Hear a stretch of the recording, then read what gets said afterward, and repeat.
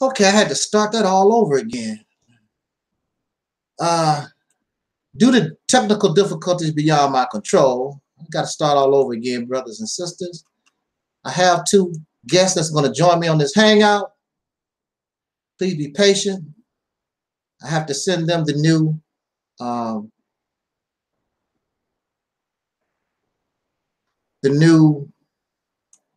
link.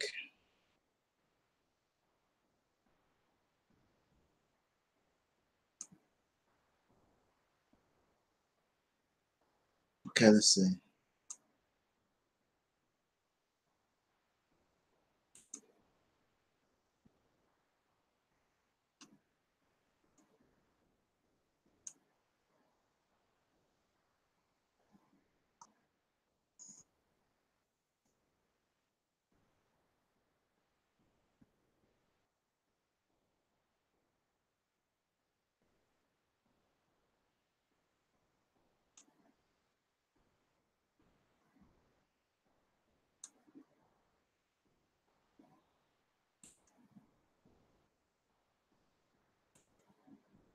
Oh, come on. What's up with the thing? No, it's tripping. Why am I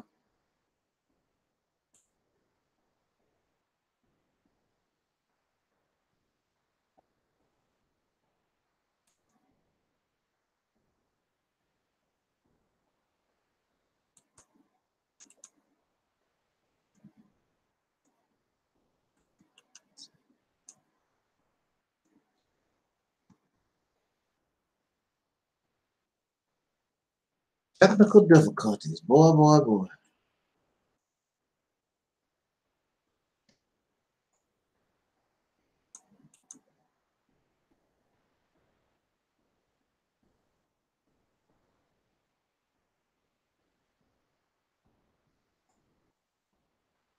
Why is this thing doing that? Wow.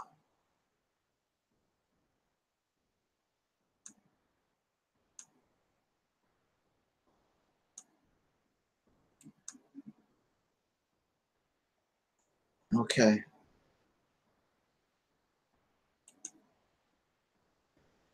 Whoosh.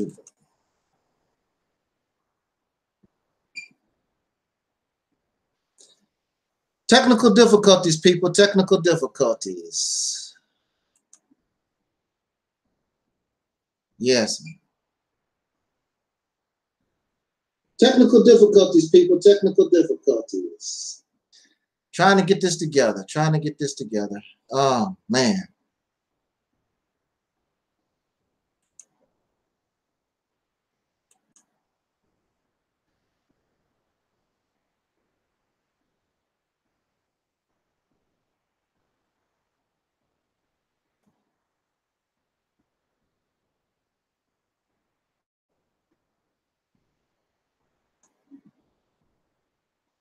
I wish I had known this because y'all.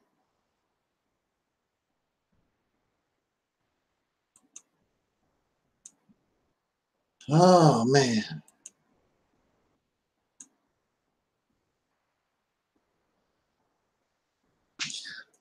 Just be patient with me, brother and sister.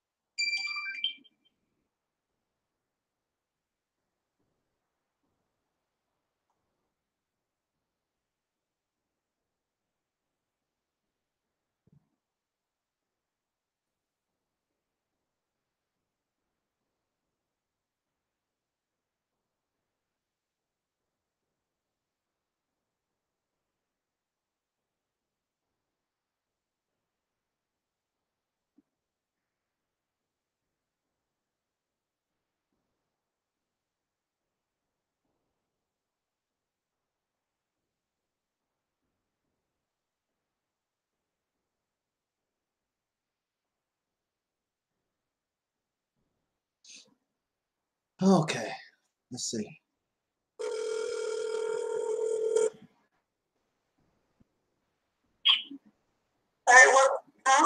Hey, Sister Ann, yeah, I had to redo it all over again, so I got a different link. Okay, you gonna send it to me? Yes, I don't know what's my computer's tripping, but what I done, the most recent video that I just done about the black man being weak. Oh, the short rant? Yeah, the latest video I did, black men being weak, on that. Yeah, I'm gonna go to that right now. It's I just put it in that video. Okay, I'll go there right now. Okay. Bye.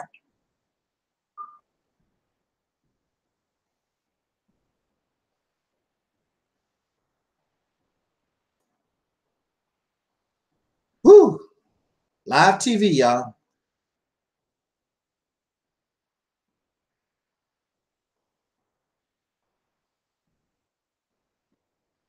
Okay. Live TV, something else, ain't it? Everything about my computer started freezing up. What's up with that?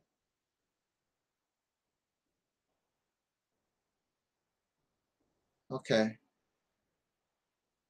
I hope that Brother Maurice get my message. Let me.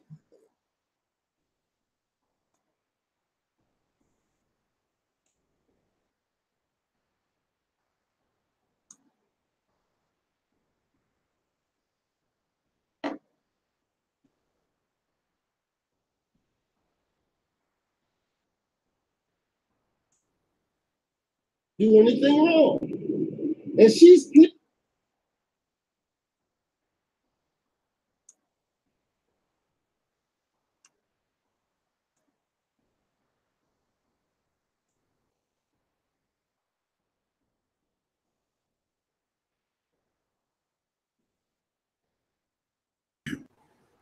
Hello. You're live. Oh, you there? Yeah. Okay. Trying to. That's my husband right there. Yeah. Okay. So you here? I don't know. I'm trying to get in contact with Brother Maurice. Gotcha. To try to give him the new link, because I couldn't. It was sending me in as a guest, and I'm like, I'm the moderator. I couldn't even get couldn't get started.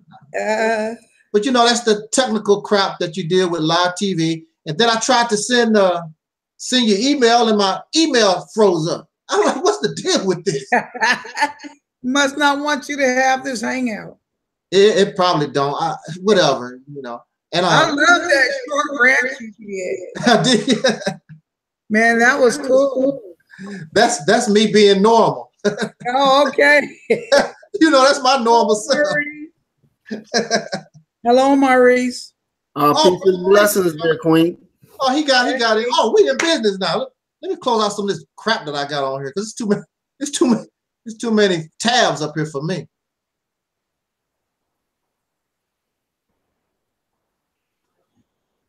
Uh-oh. Closed out too many tabs. I'm just hanging out. I got my Where's Waldo picture up. Yeah, I see.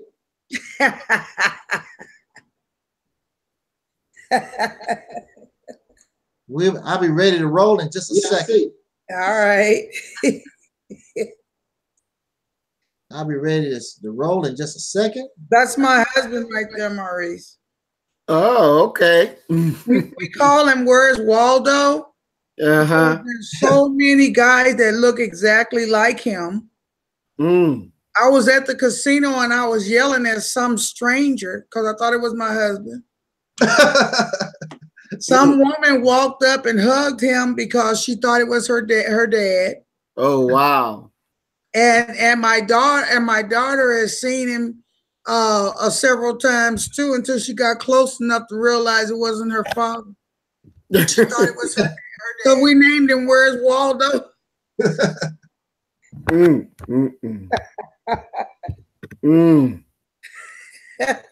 guess what, soul brother and sister? We in business now. Everything's acting the way it's supposed to. And we'll get this party started. All right. As always, in the name of our ancestors, peace forever and always, and welcome to another edition of what I call the Reality Temple on Earth Internet Ministry. Of course, I am the host and the gatekeeper of this program, known here on social media, all around the world.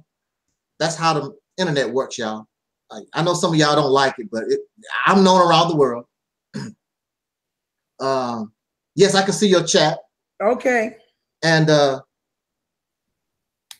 I'm your soul brother, number one, and your snub number 7.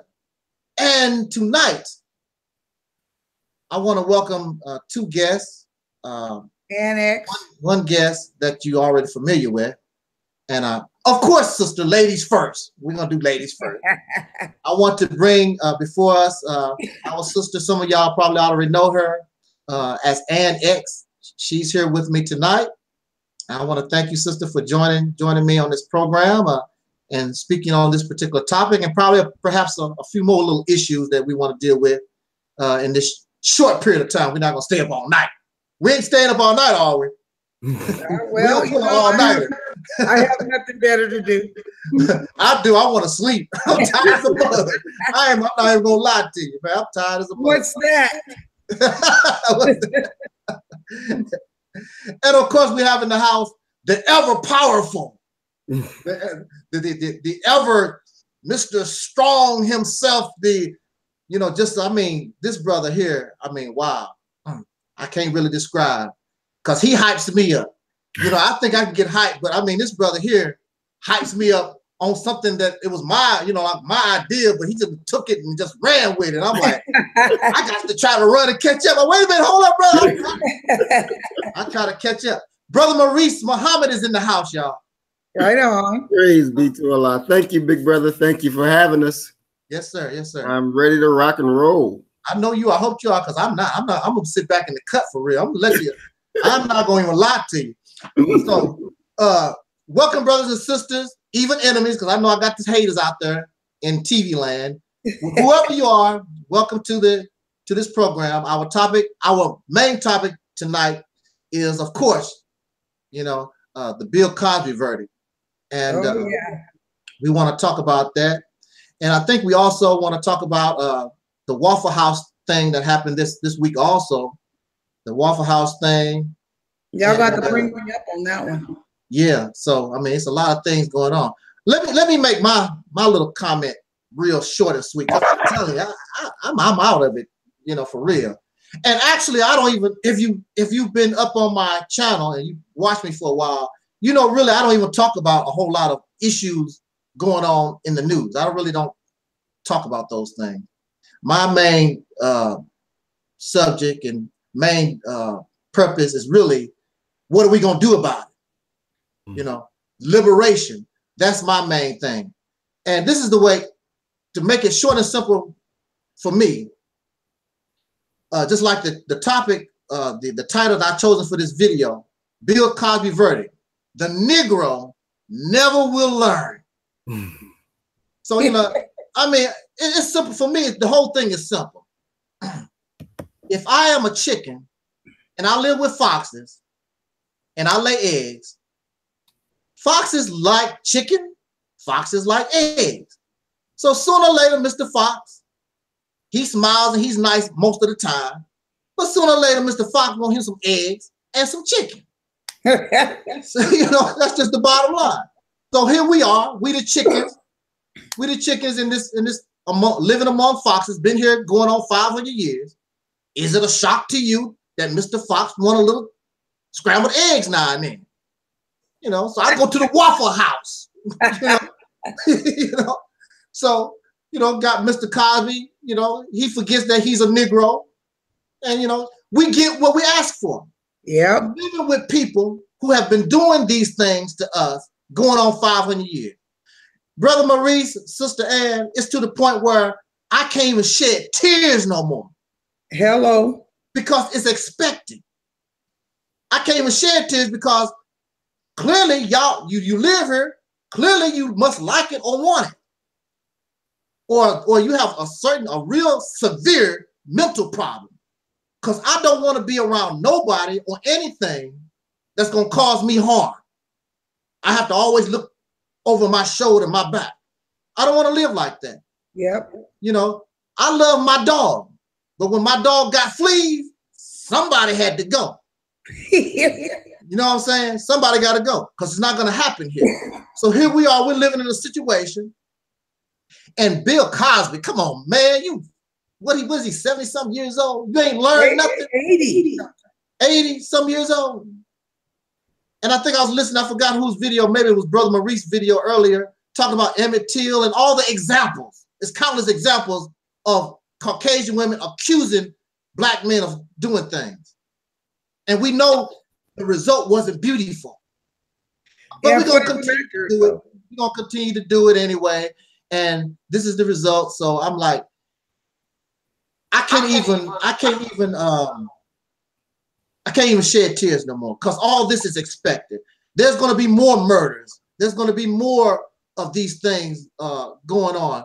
And it's going to continue as long as you are a chicken living with foxes. What can I say about it? There's nothing that I can say about it. And we've got so nonchalant because I can guarantee you the brothers and sisters that was in that Waffle House, they live a life where they think things is normal. Now, Brother Maurice comes from where I come from.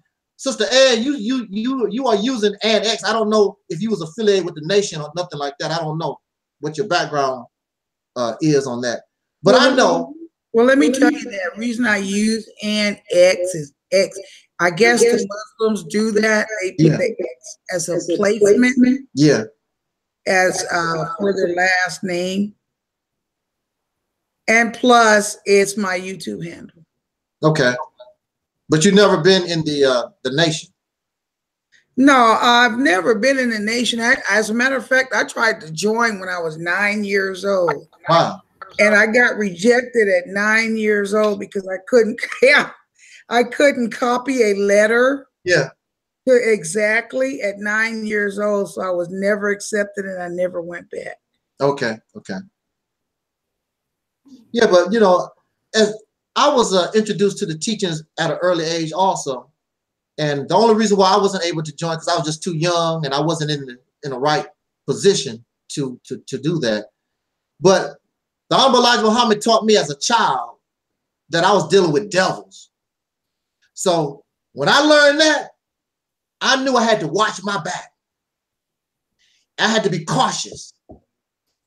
And I don't care how people smile. I don't care they shake your hand or whatever. The Honorable Elijah Muhammad taught me that I'm living in a world filled with devils. So when I go out, even to this day, I'm cautious. And Brother Maurice will bear witness with me. See, when you are FOI, you're taught to be cautious. We're not paranoid. We understand the situation that we're in. And as a FOI, you're taught to watch for certain signs. Mm-hmm. Like when a man is walking in a place, they're not dressed properly. It's hot as hell. What you got an overcoat on for? Mm-hmm. You know, something is wrong. Or, you know, we're trying to look at a person and watch for bulges, for weapons in the back, you know, because people put weapons in the back, you know, of their coats and different places. That bulge should not be there. Mm-hmm. So, you know, we're taught those different things. We're taught to be security minded. So I will go out in the public, but I'm just like that deer that's drinking at the pond. You know how deer do? They start to drink and they look up. Yeah. You know? It's not, you know. Now, see, deer are smart because I'm pretty sure many of you have seen those pictures of the deer when they know that the lion is full, and because there are scenes where the antelope and the lion, everybody's chilling out at the river, mm-hmm. because the deer know when the lion is full. You know, ain't gonna be no problems. So you know, you're supposed to check out your environment, watch all the folks around, and you said, okay, look, it's pretty cool. I can let my guard down a little bit. But I always know I'm living in the valley of the shadow of death. That's right. Anything can happen. And see, we don't think that. So we can go to the Waffle House and we playing and just talking and having conversation. When I go to places, I don't like my back turned to nobody. I like to be against a wall or something like that. You know what I'm saying? I don't like I don't like people behind me. I want my back to the wall. I like to watch things. That's just the way I was trained being an FOI. I'm very security minded. It's not paranoid. It's being cautious like that deer taking a drink. You never know what might be jumping out the woods. That's right. I don't like surprises. You know, me and surprises, we don't get along. And so for me, very simply, this whole thing, Bill could avoid it, and our brothers and sisters, a lot of us could avoid a lot of these things once we understand that we are prey, and have always been prey in this nation going on 500 years. We've never been the predator. We've always been the prey. We've always been on the offensive, never on the defensive. We've always been the prey, being chased. Yeah. Anger. Yeah. Even more today, we are the prey against one another. Even more so today, like Diamond and Silk today. What I learned about them and what they're doing, and they are promoting a white supremacist for Congress. So we're preying so much on each other anymore that now we have two fronts to look out for. That's true. That's true too. That's what I was explaining to those brothers on Oshay Jackson's blog talk last night. It's to the point where, you know, we live so nonchalant that not only do we have, of course, the races to look out for and be cautious of, we have to watch out for people of our own. Because we don't see no value in self. So if I don't have no value for myself, what do I think about you? So it's easy for me to blow you away. It's easy for me to hurt you. You know, and we're looking out for self. So I can promote these races because I think I'm gonna get some crumbs and some cookies for them. You know what they got? Negroes. I don't even know who Silk and Diamond is. Were they some rappers? Diamond and Silk. They got $1,200. That's what they got. I did a video on it earlier. It says a Diamond and Silk sells out the entire race for $1,274.94. Well, you got Negroes that do it for free. At least they making a profit. You got Negroes who would defend these racist pinks, whether they directly or indirectly.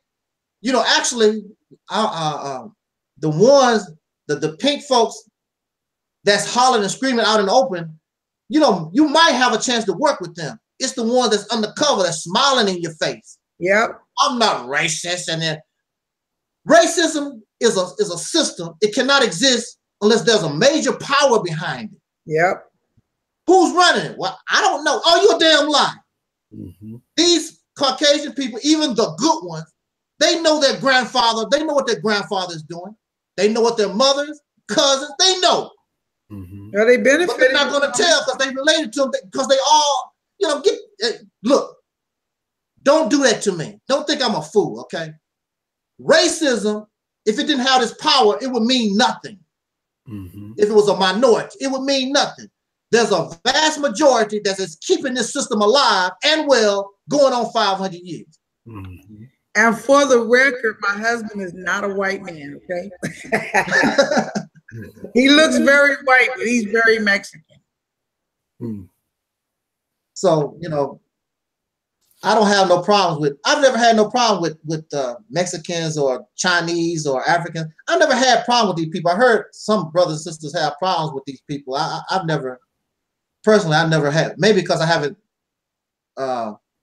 well, actually, I do. I interact with Mexicans a lot, you know, on the job or whatever, but they never really give me no problem. Of course, you got idiots in every race, you know. So, but that I've never really had no problems with people like that.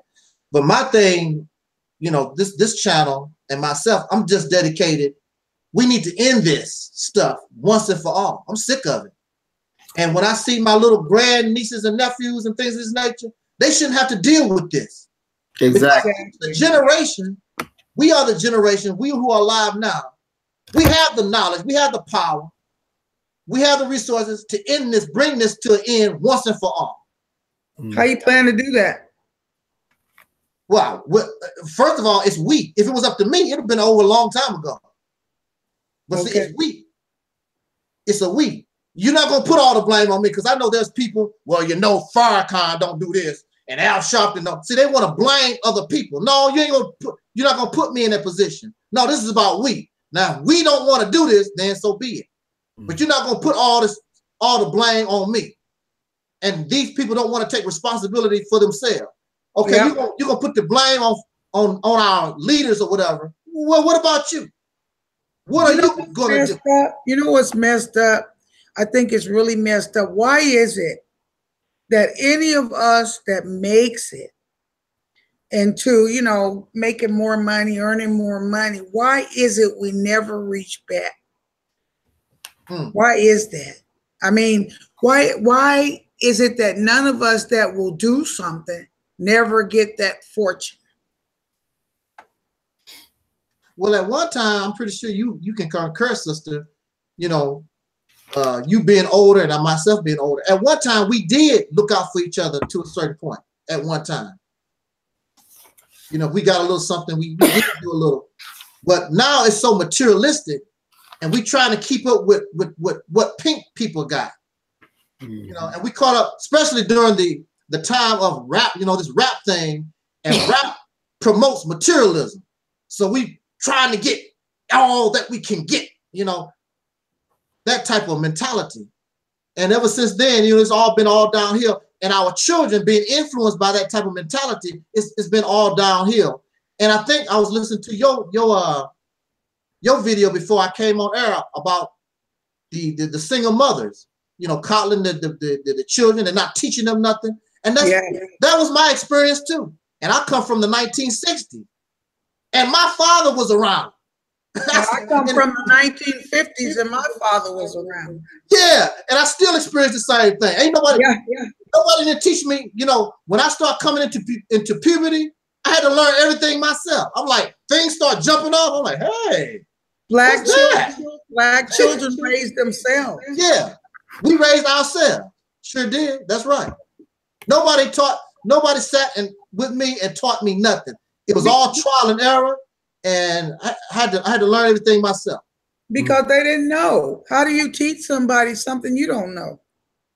Well, I didn't expect my mother, you know, my father could have taught me about puberty anyway, you know, but I didn't expect my mother to, you know, to do that. I was raised basically around a bunch of women. So I didn't expect no woman to tell me, you know, what was going on. I had to find all that by myself. Which in a certain way, I sort of happy that happened because it was sort of exciting. Like, wow, this is happening. Wow, you know. Yeah, but there is things that a mother can teach a son, like, and it goes across all lines, whether you're a daughter or a son, and things like teach you about money, teach you about responsibility, things like that. There are things that women can teach their sons. But then since they didn't have that knowledge, then they couldn't pass that on to you. No, my mother had a 6th grade education, and my father did that. So you know, they couldn't, you know, most of my people, they were, I guess you would call illiterates. You know, they was good at what they done. They were sharecroppers and grew very nice corn and cotton and raised pigs and whatever. They did that very well, but as far as these other different things, they didn't know. That's something that they could teach you. You know, but that's within the limits of their knowledge. Right. You know, but I would like to address the point that the sister had made, a question she asked when she was talking about, you know, those of us who have a certain knowledge, why, you know, the enemy doesn't come and offer us things like he would offer somebody else.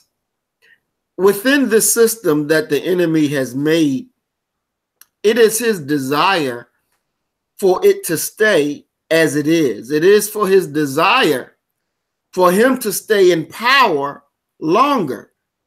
And we have a mindset that mindset says, no, I don't want you to be my master. I want to be my own master. I don't want to go along in your system.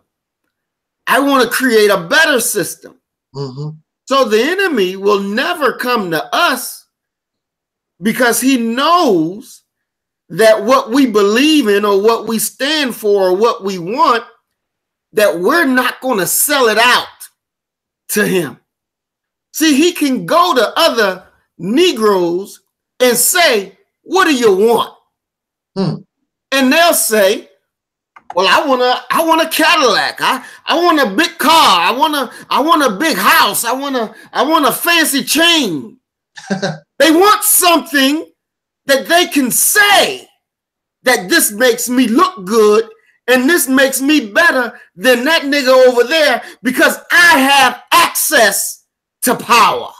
And because I have access to power, which you don't, so you are not on the level of me. And see that those people will fight harder to keep the enemy in place. They are always ready and willing to bow down to them. See, so for us in this system, it's not about us bowing down because we don't want to do that. There's nothing that this enemy can offer to sell out the aspirations of our people. There's nothing that he can offer. So he understands that real clearly, that he has to maneuver things now in a way that's going to make our people be quiet. That's going to make it unfashionable or unseasonable for you to speak out against something that is going on that may be wrong. And I'll give a good example real quick. During the Justice or Else movement, Sister Misty and myself was riding on the train going downtown DC. And we were talking about Black Lives Matter.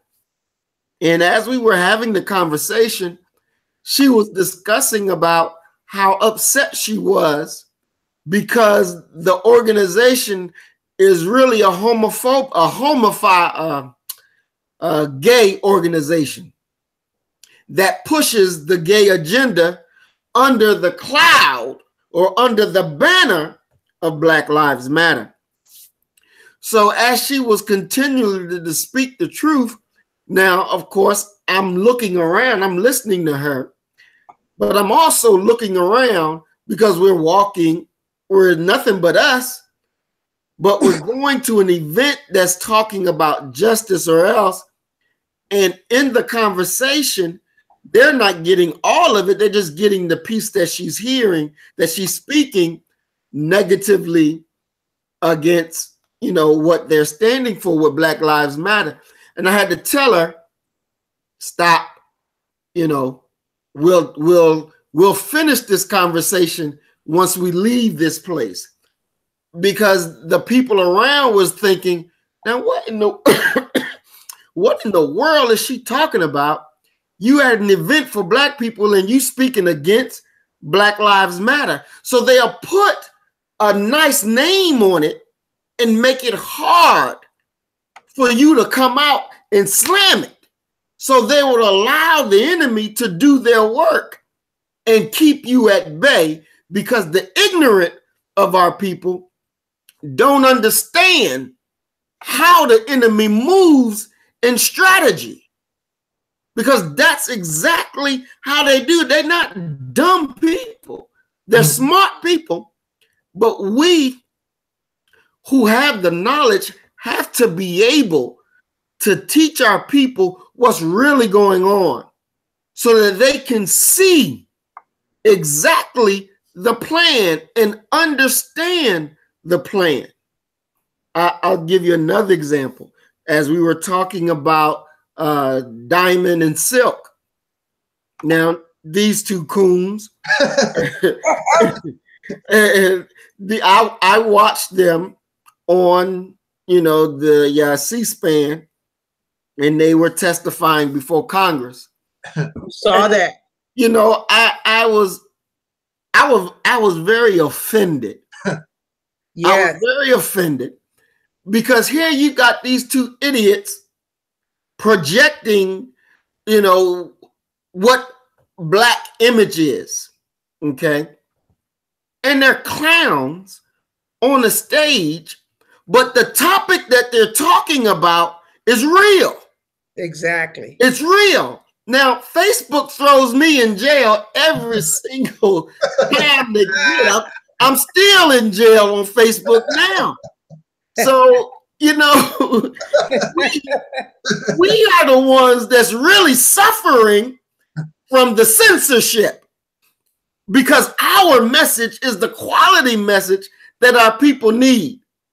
But yet they got fools going before Congress to testify when it's we who should really be up there testifying to what is real and what is not. Exactly. And so when one going back and forth between Silk Diamond and one of the, I think his name was Cohen, Representative Cohen, and they got finished, and you just, the TV, you know, the thing turns, and you see everybody laughing, and I saw that, you know, having a good time laughing at us on a serious issue that real fighters we suffer from. I saw that. We suffer from, but they're the ones that get to speak out for it, and it never works.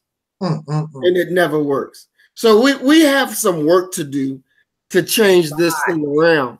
Because they get the loudest voice. They're the loudest voice. And people like myself, like you, like Nup Nup. But then you get the Diamonds and Silks that are the loudest voices out there and the poorest representation. Exactly. Exactly.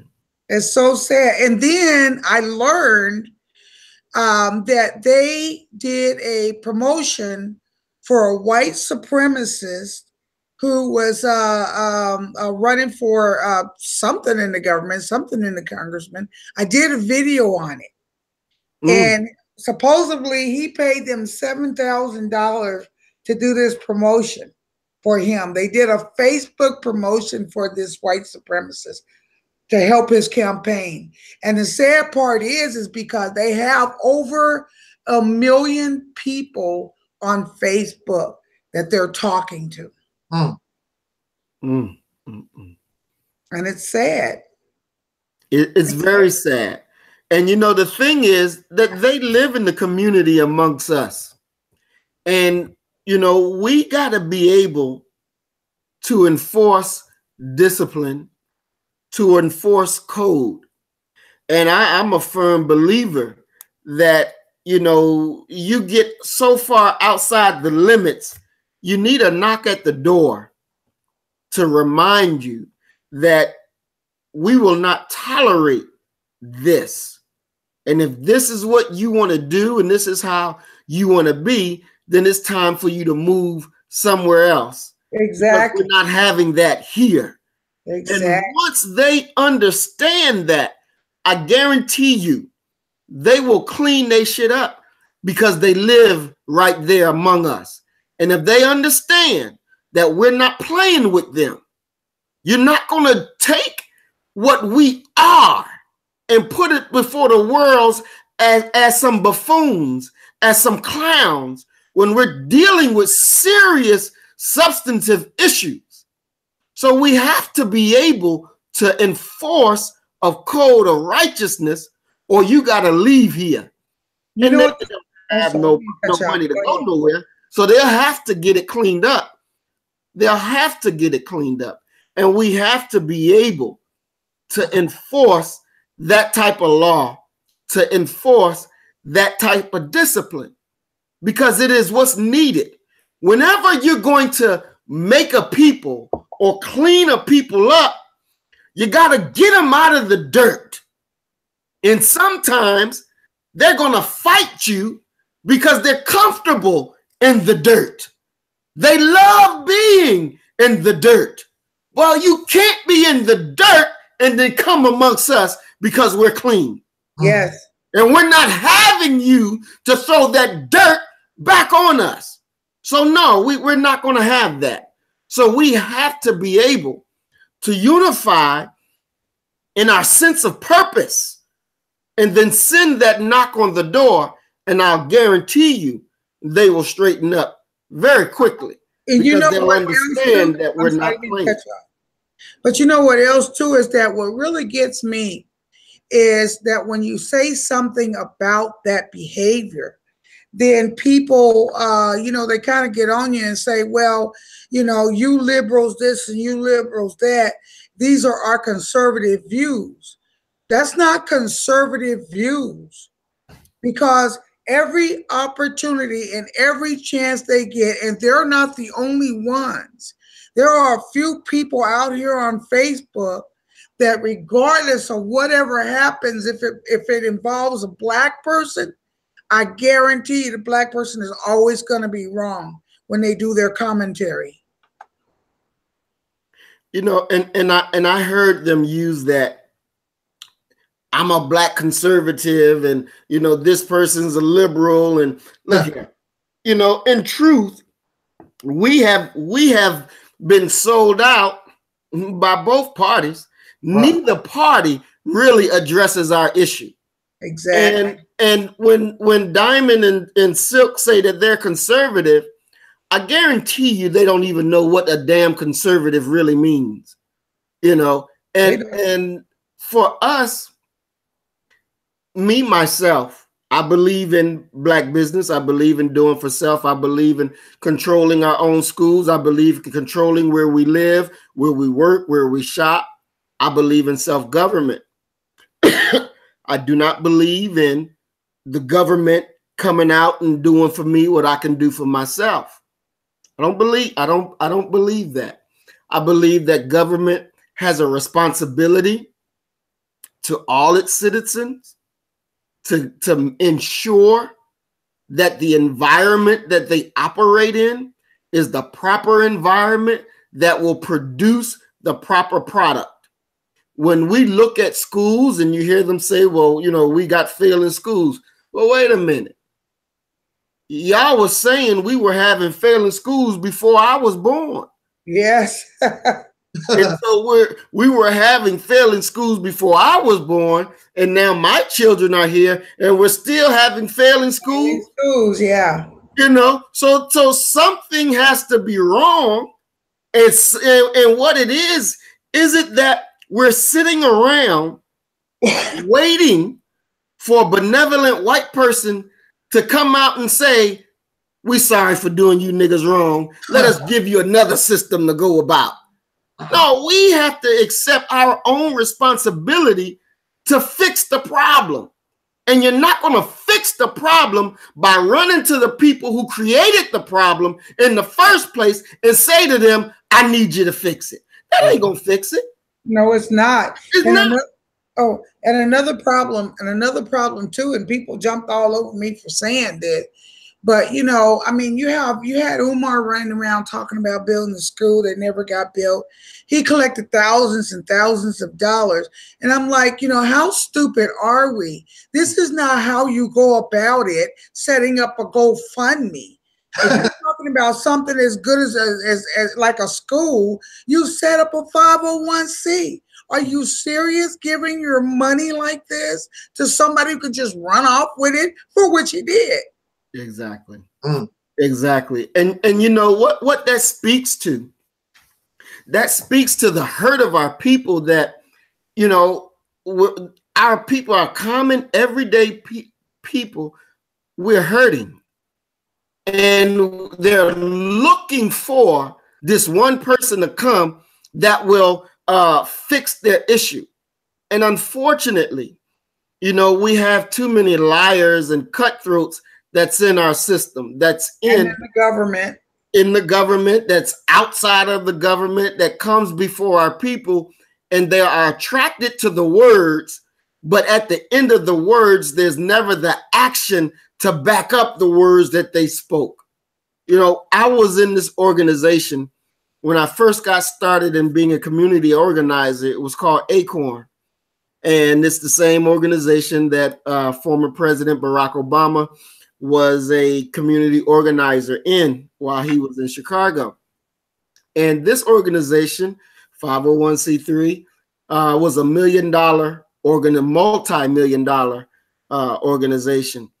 As coming in with no real background in community organizing, my salary at that time was like $35,000. And that was pretty damn good for not having no real background in that. But it was interesting because they sent me back to Philadelphia, where I was born, to work in the community to learn how to be a community organizer. And to be very honest, when I got back home, you know, and I was going out in the different areas of Philadelphia, and I saw the condition our people were living in, and it really woke me up to what in the world is going on, because in Nashville, you don't see that kind of poverty. You know, Nashville and Philadelphia, you're just totally two different things. Wow. So when I got to see that again, and we're going knocking on doors, we don't have no ID that says we're ACORN employees, nothing. We got copies of paper that you ran off through the copy machine, and they're not even right, you know. But we're knocking on our doors, and we're talking about the issues that our people is living in, and they're wanting help. Now, in order for this organization to help you, you got to pay. You got to become a member. And there's two ways to do it. You give up your bank account information, your checking number and the routing number, and you sign up for automatic bank draft, and that's going to come, or you give us $30 in cash straight up. Now, you know, when somebody knock on your door and you don't know them, but they're saying, give me your bank information and we can go ahead and sign you up and we'll help work on your issue. Our people are hurting so bad that they were giving this stuff up. Wow. Without even looking into it to see if our words were bond, to even picking up the phone and calling to say, is these people legit? But because we came knocking on their door, giving them a good speech or giving them a picture of what you're suffering and how you can come up out of that suffering, they were turning over bank information. They were giving up $30 right there out the front. Wow. And I saw this, and then I began to see behind the scenes of how you got all white folks in the positions of power, and you got the black folks being yassa massa, nosa massa. And so during that time, my supervisor, white girl named Ollie, she had the nerve to ask me, why am I here? Because every time when we in our little meetings, I would speak up and say, this is not right. No, we need to do this way, you know, because I'm trying to address the issues of the problem and not just try to paint a pretty picture for my people. Right. So she would get angry and say, why are you here? You know, because she saw me as a troublemaker. When in essence, what I'm understanding is you getting paid off of our suffering. Yeah. So you don't have a vested interest in fixing the condition that our people live under. Exactly. They don't have an invest. They're only there so they can collect a paycheck. Exactly. Now, and that's why these things go on and on and on, so these people can make paychecks off of our suffering. And it is time. And we're paying for it. For this stuff to come to an end. Our suffering should not mean that it's this person's payday. It's this person's Lincoln. It's this person's Lexus.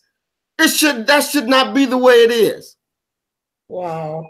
And we have to be able to destroy that system.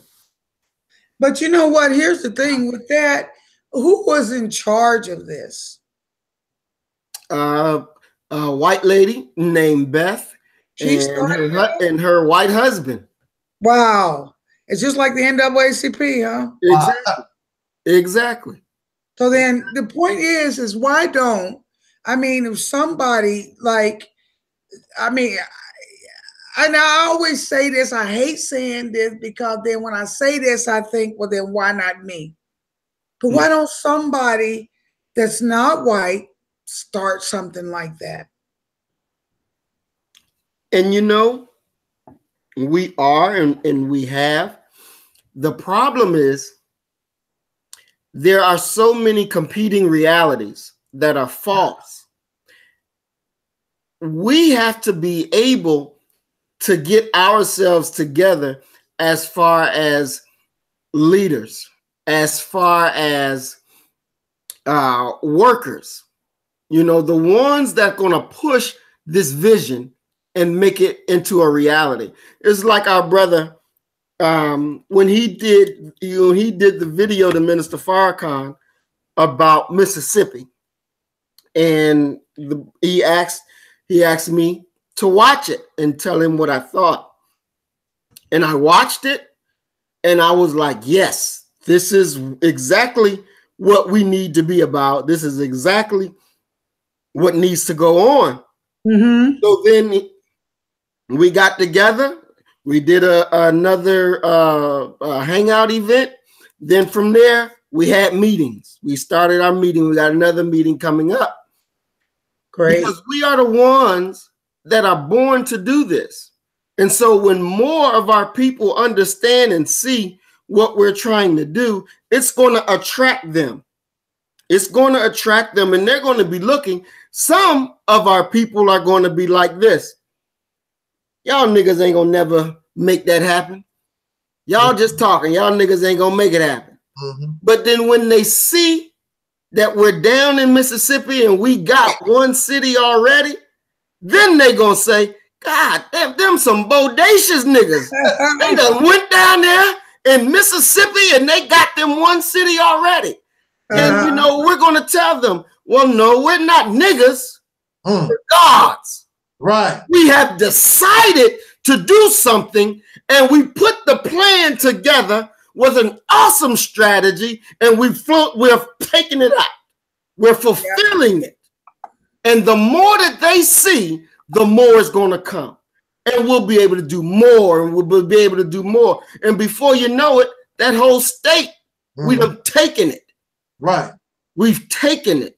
And our people will be able to see that's what freedom looks like. Right. That's right. That's what freedom. They didn't go begging nobody. Mm-hmm. They didn't go kissing no white man tail, no black man tail. They said, this is what it is. And we went about it and we made it happen. Fair enough. But what do you mean by you took the state? May I ask? Say that one more time. Yeah, I want to introduce Mad. What is it? Mad Dog. No, it's not. Mad Dodge Productions. Yeah, I saw you over on Ogre's channel. We've kind of talked a little bit, kind of. No, I'm just asking. What do you mean by take the state? Do you mean take over state government, run for office? I mean, what do you mean by that, sir? I mean, you're not going to take over a state with.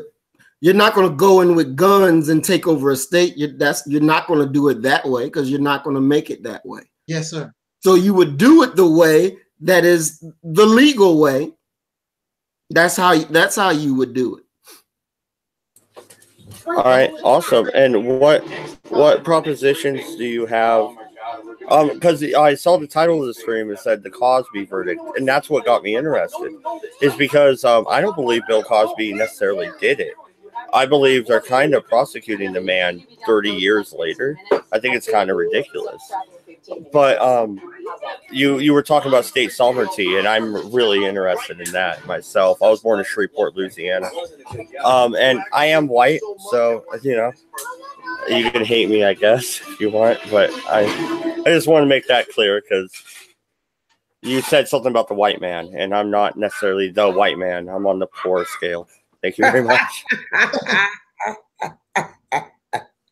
I don't hate white people, period. I hate white supremacy. Not all white people are white supremacists. Absolutely. And I'm a libertarian myself. So state sovereignty and the power of the people, I definitely believe in. And if you could overtake the legislature in a certain state, more power to you. I'm absolutely for that. Well, it's a reality. And and you can do it in one. You start one city at a time and you'll take a whole state. Long as you plan it right. And I believe that we have a right plan, and I know we're going to go ahead and make it happen. You know, and as far as white people as a whole or white people as individuals, you know, myself, I don't go out to go find nice white people. I don't waste my time. You know, fair enough. I don't want to cut you off. I apologize. I just want to say I consider everybody an individual. I was born in '84. I was born amongst, you know, I was raised in the '90s. We were raised to be more or less colorblind. We're individuals. We are people. You judge somebody on their own merit. Doesn't that kind of have validity, or isn't it valid in 2018? Is what I'm trying to say. I mean, aren't we individuals ultimately? Yes. Ultimately, you are an individual, but you know, it's all about what you do as an individual. Okay, so let's just take it as you said. You're a white individual. You were born in the '90s or grew up in the '90s, whatever. America is not no post-racial anything. So the realities of race and this construct that white people have made is the construct in which we live. Now, you as a white person, are you responsible or are you guilty for the crimes that were committed against my people? No, you're not guilty for slavery.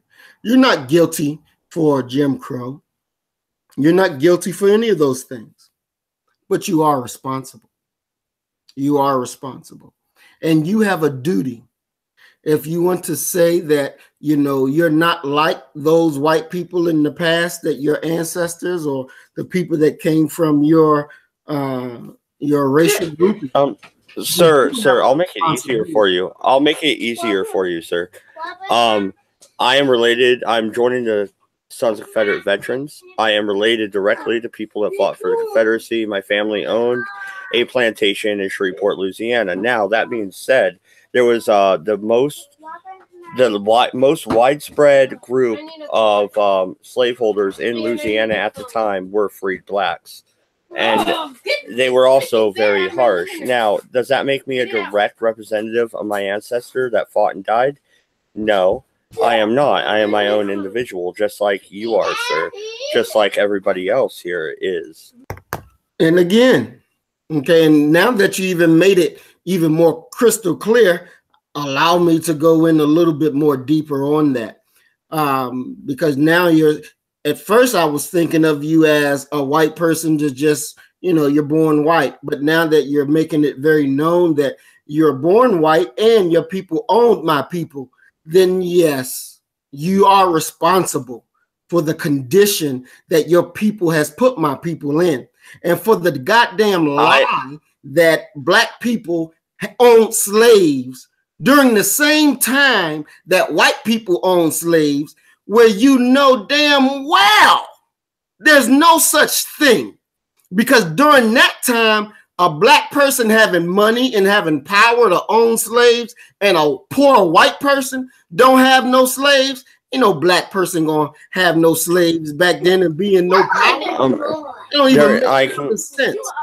I can give you a link if you would like for the name of the freed black who was one of the most harshest slave owners in the state of Louisiana around 1860 or 1859. I am a Civil War buff. I'm not a historian. I'm not trying to be rude, sir. I'm coming here completely not disingenuous. I would like to have a conversation. And I am not directly responsible for the oppression of your people. Just like the fact that you're not directly responsible for black on black crime in Chicago. The thing is, how do you say it's black on black crime in Chicago? Please, let's get that real. What do you mean when you say black on black crime in Chicago? Gang violence. It's the most heaviest gun-controlled city in the United States, other than Washington D.C., and it has the highest level of murders. That's okay, not. Let me ask you this. Let me ask you this. I have to ask you this because you're saying, so the murders that you're talking about, and like 1 year it was 500 and all of this. So you're saying that these murders are black on black murders, right? That's what you're saying? I'm saying it is an unfortunate result of the drug war in the United States, and it is.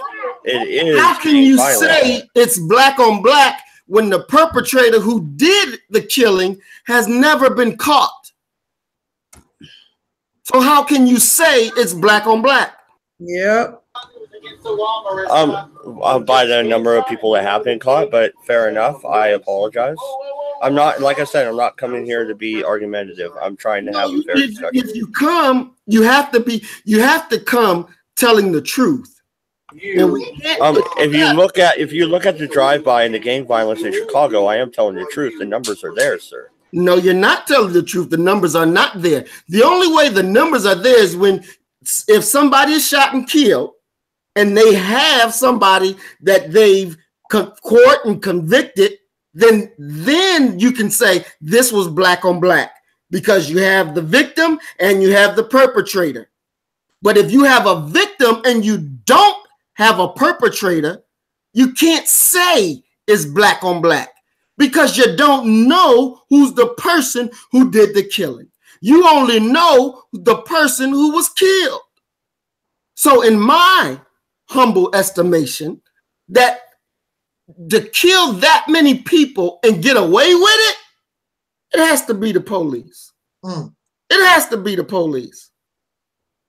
It ain't no black people that's killing that many black people and that goddamn good to get away with it. Make sure you get up every little evidence that so nothing comes back. No, that sounds to me like the police. And you got to think too of the gatekeeper of the records. You know, I mean, if whomever is keeping the reports, making the reports, the records are, you know, it's going to come from their truth. Exactly. So we can't take, you know, let's just keep it real. The government, which is ran mostly by white people, are liars. True. Okay. They're liars. So we should not trust when this liar comes and says something to us. And I don't mean to sound, you know, mean or anything, but just like you came in here and drop a lie, well, black on black, I don't blame you for black on black crime in Chicago. If you were coming to us like you were, you know, quote unquote, a liberal-minded individual, then a liberal-minded individual I'm not progressive. would not have made that type of comment. And no, if you look at and true, let me finish this and then I'll let you speak. Dr. King, and were you a fan of Dr. King? Is that somebody you look up to? Martin Luther King Jr. All people should be, yeah, absolutely. And I'm glad you said that. Now let me finish my statement. Martin Luther King said he doesn't have a big misunderstanding with the white conservative. He said it is the white liberal that he has the problem with. He said because the white liberal will fight with you to get a negative piece. And it's the white liberal that's standing in the way of us getting the goals accomplished where we need to be accomplished. It is the white liberal.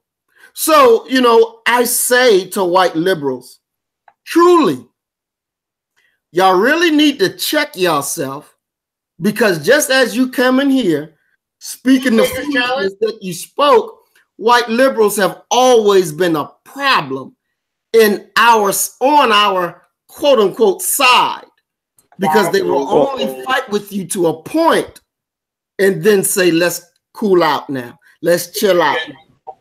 May I respond now?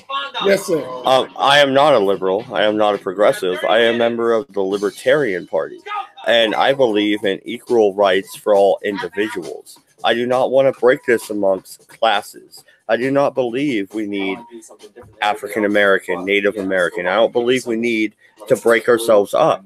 I believe we are either Americans or members of our individual states. And I believe the state level is the way to go, because as you said, you can take over your certain state. You can kind of create your own hegemony amongst your own state if you can get your views out. Now, you are confusing me for a Hillary Clinton fucking Democrat. I am not, sir. I am a libertarian, and that is not anything I believe in, and I kind of took offense with that a little bit, but you don't know me, and I understand. That being said, what I am saying when it comes to gang violence is the fact that that could be done away with if we ended these unconstitutional drug laws that are the real issue here. We should not look at the race statistics. We should look at the actual statistics and break down the actual problem. And the problem is the drug laws. The problem is the mass incarceration of human beings, including African American, white, any, fucking Hispanic, anything. The problem is we are not thinking of each other as individuals, sir. We are thinking of each other in these certain groups, and these groups have to fight. And that's what we have to do because, tribalism.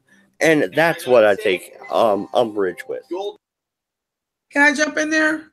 Yes, ma'am. I go to a lot of these white supremacist websites, and I listen to what they're talking about. And you see those two names I put in the chat, William Ellison and Anthony Johnson? Mm-hmm. They are claimed to be black men that were slave owners. Now, I go out there and I find some information that supports it, and I find a lot of information that does not. But this is one of the reasons that they say that they're not responsible for any for slavery and any reparations because they were black slave owners, like these two guys. This is what they're saying on their sites. But you want to know something? Now, even if that's true, now to my knowledge, yeah, there were certain brothers and sisters during that period of time that did own slaves. Now, some of them was low down and dirty. They was copying, the Caucasian people, and they wanted to slave just like anybody else, free, easy labor. But many of our people, they took those positions in order to free relatives and their friends from out of these different plantations to bring their families back together. That makes sense. And even so now, at the same time, remember, they did not make this legal. It was the Caucasian people of this nation that made it legal. So they was doing something that anybody can do. The immigrants, Germans and the Irish and everybody else that came to this nation, it was legal and they done it. But it was this government and the forefathers, they are the ones who created the whole system and made it legal for the next 300, 400 years. So the whole thing was legal. The government is behind it all. And then you had these businesses and all these other factions that benefit. Actually, the whole country benefits from slavery. But these are, when you're talking about up-to-date type of who's responsible, I mean, the first person you have to look at is, of course, the government. My thing is, if you're a Caucasian person and you're saying, well, I don't have nothing to do with all this, well, where is your voice going to the government or any business or anybody like that that did benefit that still exists from that? And then not even only slavery. Where is the Caucasian voice when we talk about Jim Crow? That's recent time. We're not talking about slavery a long time ago. We talking about, and you know, that's another thing I was thinking. Caucasian people always talk about slavery was a long time ago. Well, Mr. Bill Cosby, his charges, most of that stuff was a long time ago. Now, how come it's not a long time ago for Bill Cosby? When we talk about slavery, boy, it's a long time ago. And what do you mean by long? Because you know the average bee and ant, they only live about 6 weeks. So 2 days is a long time ago for them. What do you mean by a long time ago? Okay, so you know that the slaves don't exist no more. You know basically they're all dead. Now, the thing about that also is the last physical slaves were still alive during the 1930s. Okay? The last child of a physical slave died, according to my information, died in 2002. Wow. So clearly it still wasn't a long time ago. Hey, and Angel, let me just interject real quick. I also want to say, I realized that if slavery had continued an additional 91 years, the lifetime of one human being, I would have been born into it. So 91 years. A long time ago. I was too close for comfort for me. But when it comes to responsibility, the government itself has a lot of responsibility. Remember, prior to the assassination of Abraham Lincoln, remember when he decided to set the slaves physically free, and he knows that the slaves didn't have nothing, he promised 40 acres and a mule. And the bastards that came after Abraham Lincoln said, I ain't giving these Negroes nothing. But see, that's why I love our people, and I don't have to go back to Kemet or any of the Timbuktu or any of these ancient cities. I'm so proud of our people because without nothing, and these devils stole from them because you know they had the Freedmen's Bureau and started this bank for free people, and they stole our money. They stole our money, didn't give us 40 acres of mule, and our people so tenacious and just had that strength, they still was making it to the point where, just like right now, if it wasn't for terrorism, domestic terrorism, they would have been controlling the state of Mississippi anyway. And Tennessee and South Carolina and so many of these places would have done it anyway. We was on our way to do that anyway. So they had to use terrorism in order to hinder that progress. And the government is responsible because, as you know, the government took the federal troops up out of the South, who was protecting the free people. And then that's when these racists just went crazy and began their siege of terror on our ancestors. So the government owes a whole lot.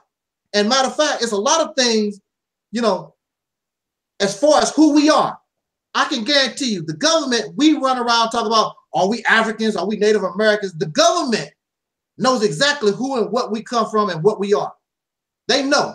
They like the confusion. While we bickering among each other, I'm not an African, I'm a Native American. The government knows exactly who and what we are and where we come from.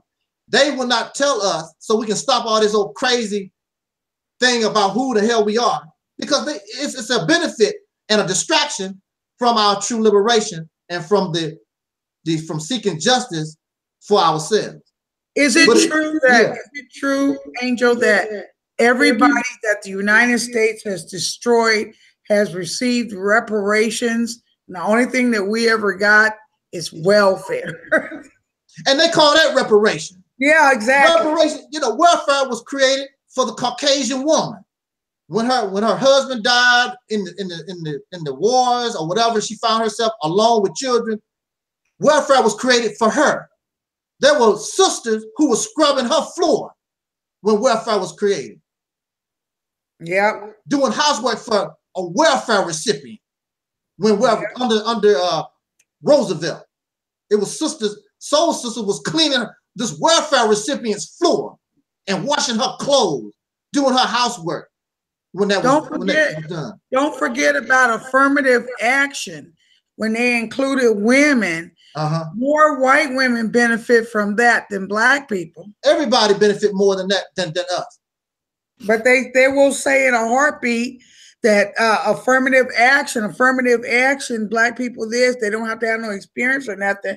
But I was on a job one time. I was the only black woman there, and this was back in the 70s, and one white lady told me, you know, you only got this job because of affirmative action. You're so lucky. And I looked at her and I said, but I'm the only black person here. How is affirmative action making me lucky? Then why have affirmative action? Why not just have the basis of your own fucking, the basis of what you can actually do, how you can actually do the job? I don't believe in affirmative action. I believe it's ridiculous. And that goes for anybody. If you're the best man for the job, you're the best man or woman for the job. Excuse me. I'm not trying to go, you know, fucking LSBTQ.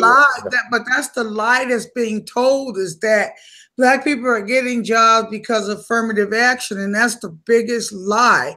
That affirmative action supports more white women than anybody to get jobs, because most jobs I've been, I'm retired now, but most jobs I've been on have been primarily white women, not black people getting these jobs on affirmative action.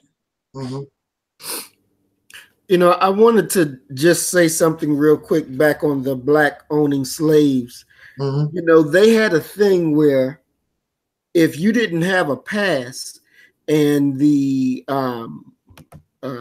slave catchers or the people that be out and they catch you, they can make you a slave. We saw the experience from the movie 12 Years a Slave. The brother was free up in the north. Next thing you know, he was grabbed and snatched and brung to the south for 12 years as a slave. Now, if they can steal you from up north and bring you back to the south and make you a slave, what in the world would you think they would do to a black slave owner who has a big house and slaves? You really think that these people would let you continue to have slaves if they're going to steal your ass from up north to bring you back to the south to make you a slave? Exactly. That don't make sense. There was no black slave owners. That's a lie. Just like the lie that they put out and said that this black man was the president of the United States. The first president? Yeah. So that was too a damn lie. It was a lie. All you had to do. What was that again, Brother Maurice? I missed that. What you just said about the slave, the president, slave owner? Yeah, the slave, okay, the 12 Years a Slave. Now, that was a factual event. Right. A brother up in north, they kidnapped him, brought him back down to the south, slave for 12 years. Mm-hmm. They had the people out searching for runaway slaves. And if they find you, if you had a pass, if you didn't have a pass, if they felt like it, they'd take you and, you know, you'd be slave somewhere else. Knowing that that was what was going on, if they came across a black slave owner who had his big house and had his slaves, do we really think that white people would sit back and let these niggas have their own big house and their own slaves? Hell no. They would never allow that. And we know they would never allow it. It's simple because when we did have Black Wall Street, what did the crackers do? They bombed it. They killed our people left and right. We were no black slave. You know what? You know, I hate to bring it up, but who sold the fucking slave in the goddamn first place? Yeah, you. That's truth. That's truth. Yes, some blacks on the continent sold our ass right along with it. Mm-hmm. Some sold it right along with it. Some was tricked along right with it, and some of us got caught along right with it. They no, wait a minute. I want to apologize. I was rude. It's just I can only be called white devil so many times before I kind of lash back. I'm like, God damn.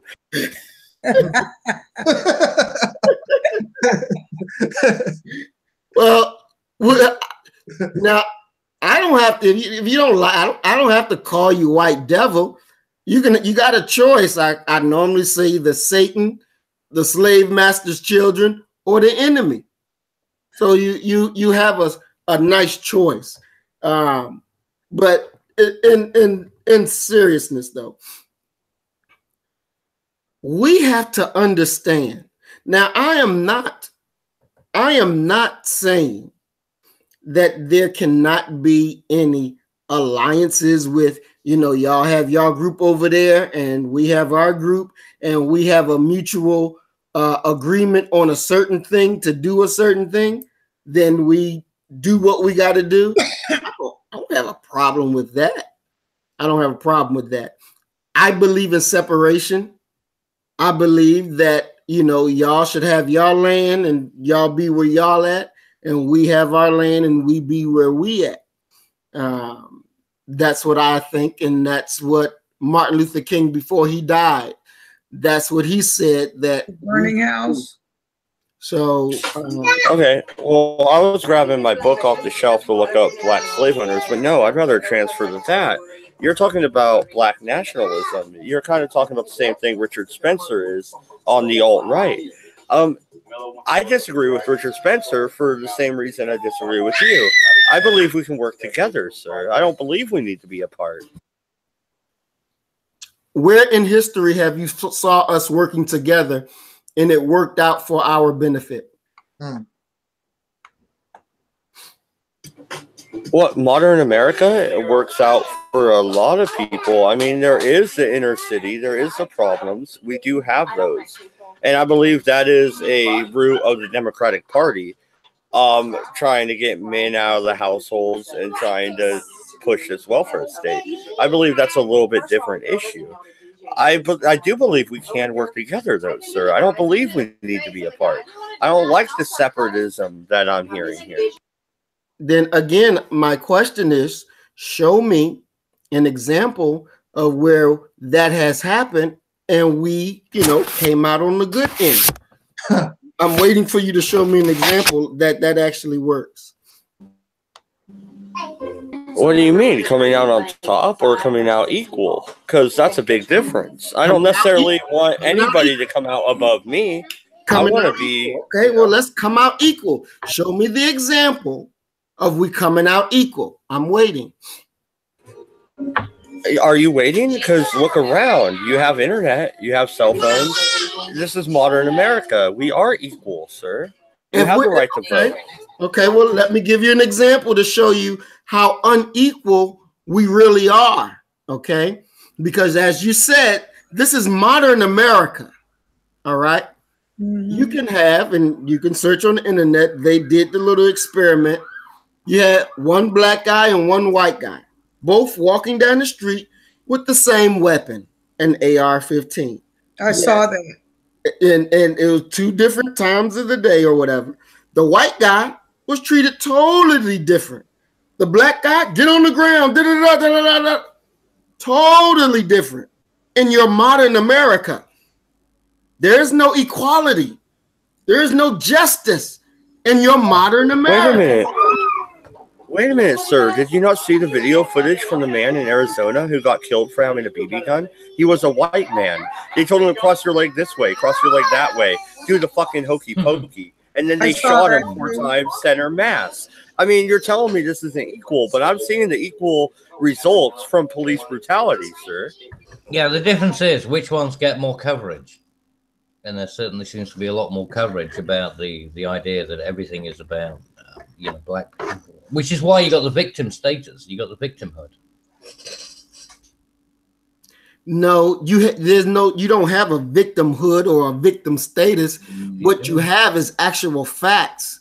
When you see our children being shot down in the street, this is not something that we're imagining. This is something real, everyday, real life that we live.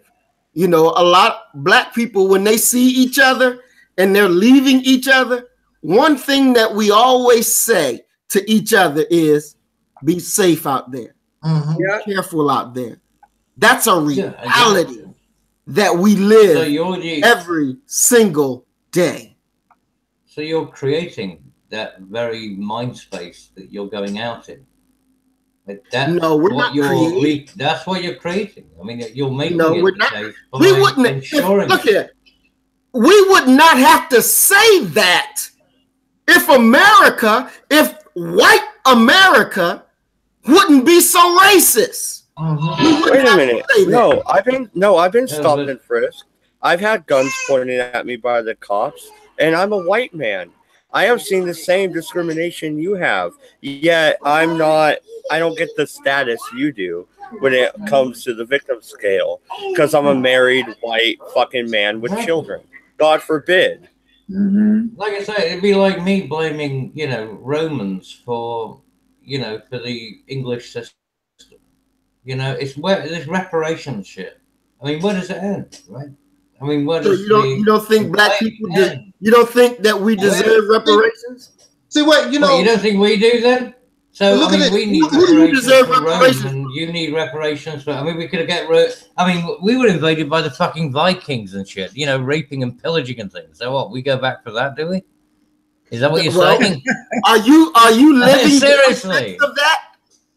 Well, we must be living directly in the consequence of that because of, that's part of our cultural development. So, yes, we must be. I mean, whether or not people want to make a point of it, that's a different issue. Well, and the loss of knowledge that came from the Roman sackings and the burning of Christian theology. I mean, that is a long-lasting legacy. But that's not the point. That's not what we're arguing. I'm saying we're all equal now. We are 200 years separated. No. Don't start that BS. We're not equal. See, this is the reason why we need to separate. This is the reason. You guys that just come to this. Are you equal? No, you're the reason. Look. You are the reason. I'm glad that you come to talk to us, because your mindset and your mentality is the reason why we need to separate. Because you really don't understand, and not even trying to understand where we're coming from, because in your mind, you think we want something for free. We have been denied justice. Well, no, that's what you keep making the point of. Look here, wait a minute, hold up. Justice is. We have been denied justice for over 300 years. You trying to compare us to your situation? 300 years. Oh my God! What do you mean? We had 1,000 years of persecution under many. Those situations. Those are two different situations. 1,000 years. 1,200, look, 1,500 years. You deal with 300. Hell, I could do that standing on my head. If you feel that way, if you feel that way, you need to deal with the Romans or whoever persecuted you. You can't tell us how we feel and what we've been going through. But we did. That's the point. We did.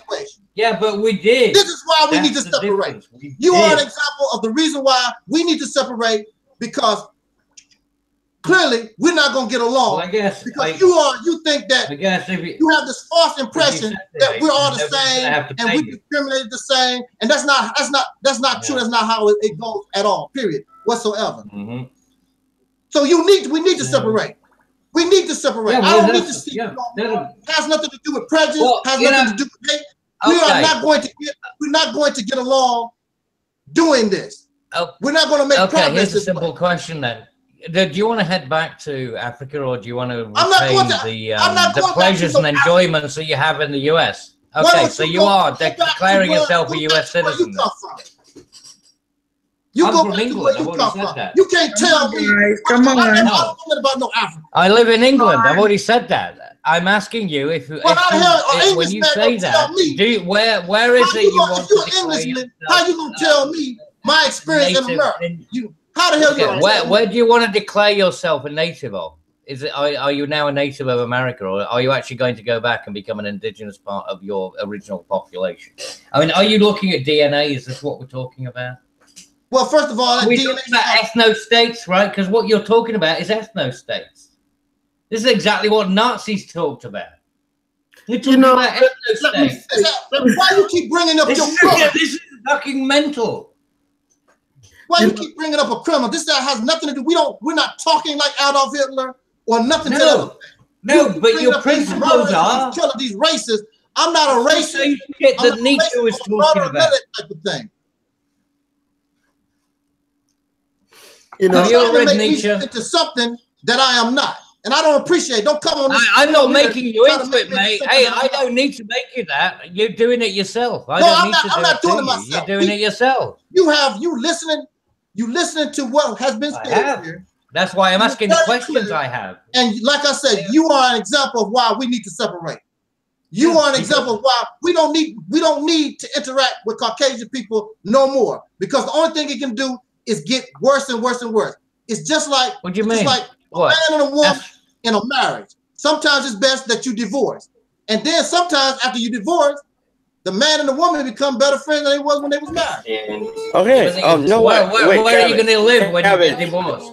No, Kevin. Where are you going to live when you get divorced? No. Let's think about this. Where are you going to try to settle this? Because Richard Spencer had the same argument on Warski's. The same thing came up. Where are you going to go? You can't necessarily do that in the United States. We are an integrated population. That is not. We are individuals, and that's why I keep trying to argue. We don't need this division, guys. We are individuals. We can talk to each other on a man-to-man or man-to-woman basis. Yeah. You know, when you throw in everything else, then whatever. But look at this. I mean, come on. Man, look at this. Look at this. For going on 500 years. Soul brothers and sisters, the black man and woman in this country, we have tried. We haven't done nothing wrong. My ancestors was the victims. We voted. We've held jobs. They tell us we need education. Everything that we're supposed to do, we have done it. The situation continues to go on and on and on, no matter what we do. The only thing that has not really been done is that we need to go and separate. That's what we need. Okay. That's what needs to be done. Because clearly, those who are in power, the vast majority, racism cannot exist unless there's a power. So actually, to devolve racism, you want to ensure that you have an ethno-state, and that's going to prevent conflict. No, let's get down to practicalities. That's really, that's the insubstantial logic. Cabbage, stop. Let's get down to practical measures here. Where would you separate to, and would you forcibly remove white people from their homes? No, Nigeria did, Zimbabwe did. Why not? I mean, South Africa is doing it at the moment. Why not? Right? Because we now have inverted. That's their land. Right. Yeah. Well, I mean, whose land is it that you're on now? I mean, is it the white man's or is it the Native Americans? I mean, where are you going to start? Where do you put the marker? Right? Because it's not your land. Right, so you can't blame the white man. I mean, if the Native Americans came in and kicked you out, then the Native Americans have got precedent, right? I mean, if we're looking at precedent, Well, to tell the truth, now to my knowledge, there was at least 700 different tribes of Native American people here. Clearly, and we probably can name 5 on our hand. So a lot of them have become extinct. They was wiped out. Yeah, doesn't matter. So they can't claim nothing anyway. Still native. They're not here. How they gonna claim anything? They're dead. They don't exist no more. It's over. Exactly. White people killed them all. Right. They killed them all. No, they didn't. Not all of them. No, there's still some that could come back and claim land. And the ones that you are claiming, a lot of them are mulattoes. They are. If you go back and do your research, you will see. When the United States government began to give the natives different lands, a lot of Caucasian people began to claim, I'm a Native American. And so a lot of that land went into the hands of Caucasian people. That's right. What they call the $5 Indian?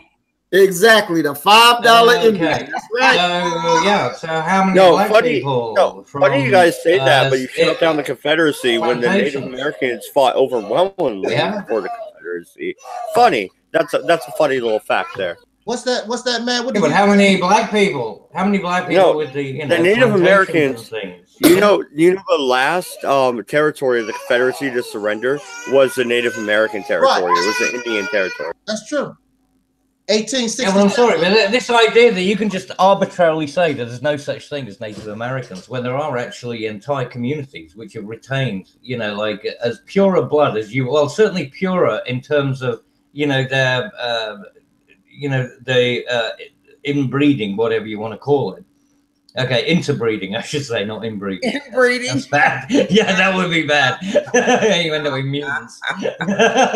Interbreeding. But they are, yeah, but way more than you would have from, you know, what you have with Africans within, you know, the US.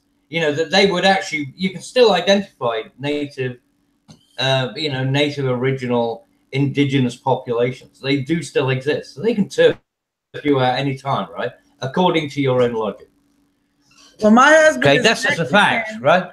My husband is Mexican, and they want California, and Texas back. Is he Mexican, or is he part? You know, is he part Aztec or, you know, Mayan? 100% Mexican. And he said he really. And what does that mean? That means he's Spanish. He said no, he's not Spanish. No, well, he must be. You can't be Mexican if you're not Spanish. Well, no, he's not Spanish. Well, then he's not Mexican. Then he must be Mayan. We're missing the point here. We're no, but I'm just saying he said he want Texas and California back.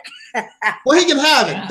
That's not where the thing that what we're doing here is we want freedom, justice, and equality for people who should have had it hundreds of years. No, you don't. You want inequality because you keep demanding extra treatment. You want reparations. You want something for something you haven't done. Wow. You want something for your grandparents. Wow. You want something for your... That's what you're saying. We live in a country. Like I said, well, why don't I go and ask the Italians for money? Why don't I go and ask the Scandinavians for money, or the Danish, or the French, or the Spanish? That live in English to tell me what the hell I'm talking about. I'm getting ready to mute you and kick you out. That's what I'm getting ready to do. How you like that about equality? Because you're talking silly. You're talking silly stuff. You're trying to compare a situation that we have nothing to do with. I am trying to compare what you're saying to the logic of what you're saying. No, you're not. You're not trying to understand. That's what I'm trying to say. The best thing for us to do is to separate, because we are not going to get equality from people who believe or have this. That was my other question. Where are you going to separate to? Whose other rights are you going to have to impinge on in order to impose? We're not going to. You don't have to separate. It's like separation without separation. Not a physical separation. Right, not a physical separation. Because technically, I mean, this land here is just as much as ours as it is the Caucasian people. We bled and died and sacrificed and everything right here just as much as they do. But we're not getting ours. Actually, you did do that disproportionately when you look at the battles and the wars. When I look at these mansions, I think about our stolen legacies. Right. Yeah, but were they stolen legacies? They weren't, because they were, you know, I mean, how it's like saying to anybody that if you look at somebody's house that's bigger than yours and you say that, you know, you stole that from me, it's like, no, the person actually earned that. And they got it because of a lot of time spent doing probably shitty things. You know, let me say this. One thing that we know for a fact is that they're saying that starting by 2050, America will no longer be a white majority country. They're saying that the white birth rate is at a negative. Okay, it is not growing. Mm-hmm. They're not producing babies and at a good enough rate to keep pushing their gene line. Okay, so same in Europe. With that understanding, and with the understanding that there is no place on this planet that white people are actually from. Wherever you are there because we sent you there. You're not native to the planet. Okay. Hang on a second. Hang on. Wait a minute. Listen. Okay. We were the first people on earth. Okay. We were the first people on earth. We are the creator's nation. So, and this is what it means. Let me finish. Every part of this planet belongs to us. Every single part. Now, if you want to look at population. Wait, is this the we was King's argument? Let me finish. I'm gonna bring it straight down to right here in America. Just let me make this point. You want to cut your own legs off in such a logical manner. You have white people are the minority on the planet. You're the minority in numbers. In numbers, you're the minority.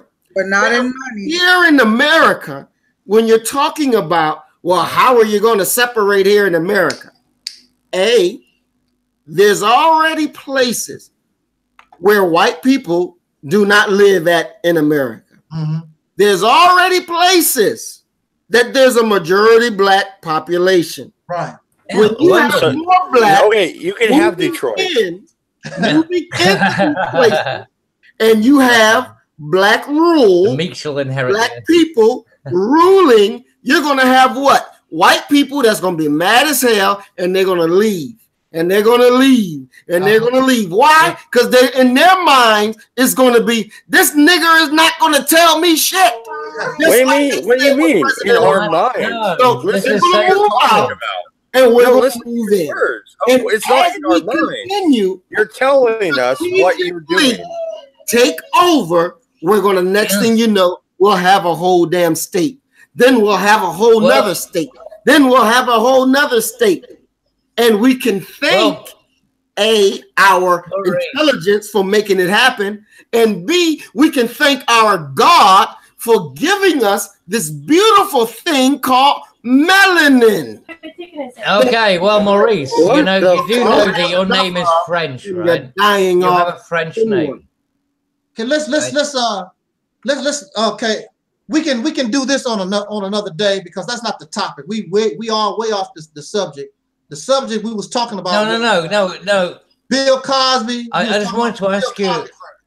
And if you want to, talk about this subject, we'll create a forum for that talk because we way off the topic. The topic is Bill Cosby, the Bill Cosby verdict. That's what we was talking about tonight. You know, all this other stuff way off the what you call it. I'm too sleepy and tired to be messing with y'all for real. You know, I mean, you just you kneecapped yourself, mate. You kneecapped yourself on that one because you said that you're actually accountable for the white people because you put us out here, right? So you've already accepted accountability. So you're responsible for your own actions, right? Knights Temple, I heard what you just said, and I'm gonna bow out. Thank you very much. I hope to talk to you again. Yes, sir. Please come on the Red Eye. We'll have a closed discussion with only like 4 people. I promise. It'll be fair. I do want to talk about this more because I believe in individualism and not this collectivism that it seems like you guys kind of delve into. And that's what I want to talk about, not racial issues. I'm not a racist. I'm an individualist. I don't want to look at your race. I don't care what race you are. I care about who you are. But I'm going to bow out. Thank you very much. May I please take a couple clips from this for my main channel, if that's okay? Yes, sir. It's fine. It's fine. Thank you very much. I'm going to download it, take a few clips. I just wanted your permission on air. Thank you very much. I'm out. Yes, sir. Thank you for joining. We need to get back on subject. I don't like stuff like this. You know, we presented a topic here, and that's where we're going to stay. We're going to stay on the topic. All this other going back and forth crap on some stuff, whatever. That's not happening. I can't do it.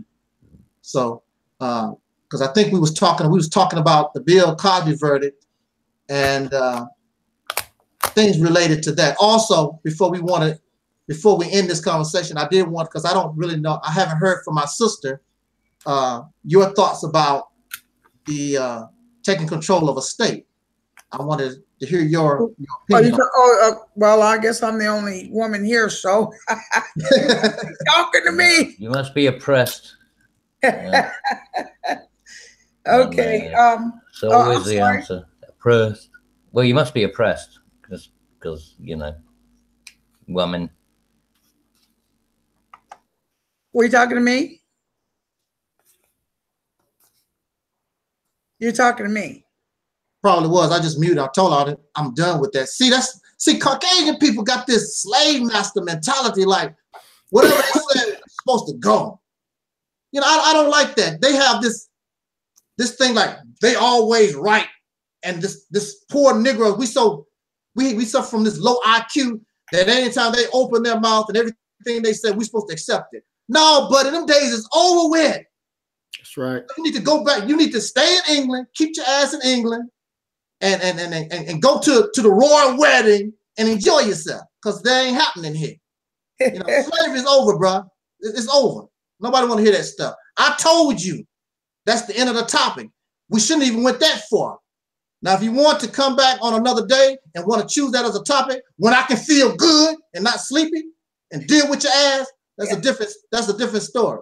But right now, that's not the topic. We talking about the Bill Cosby verdict. We talking about taking control of a state.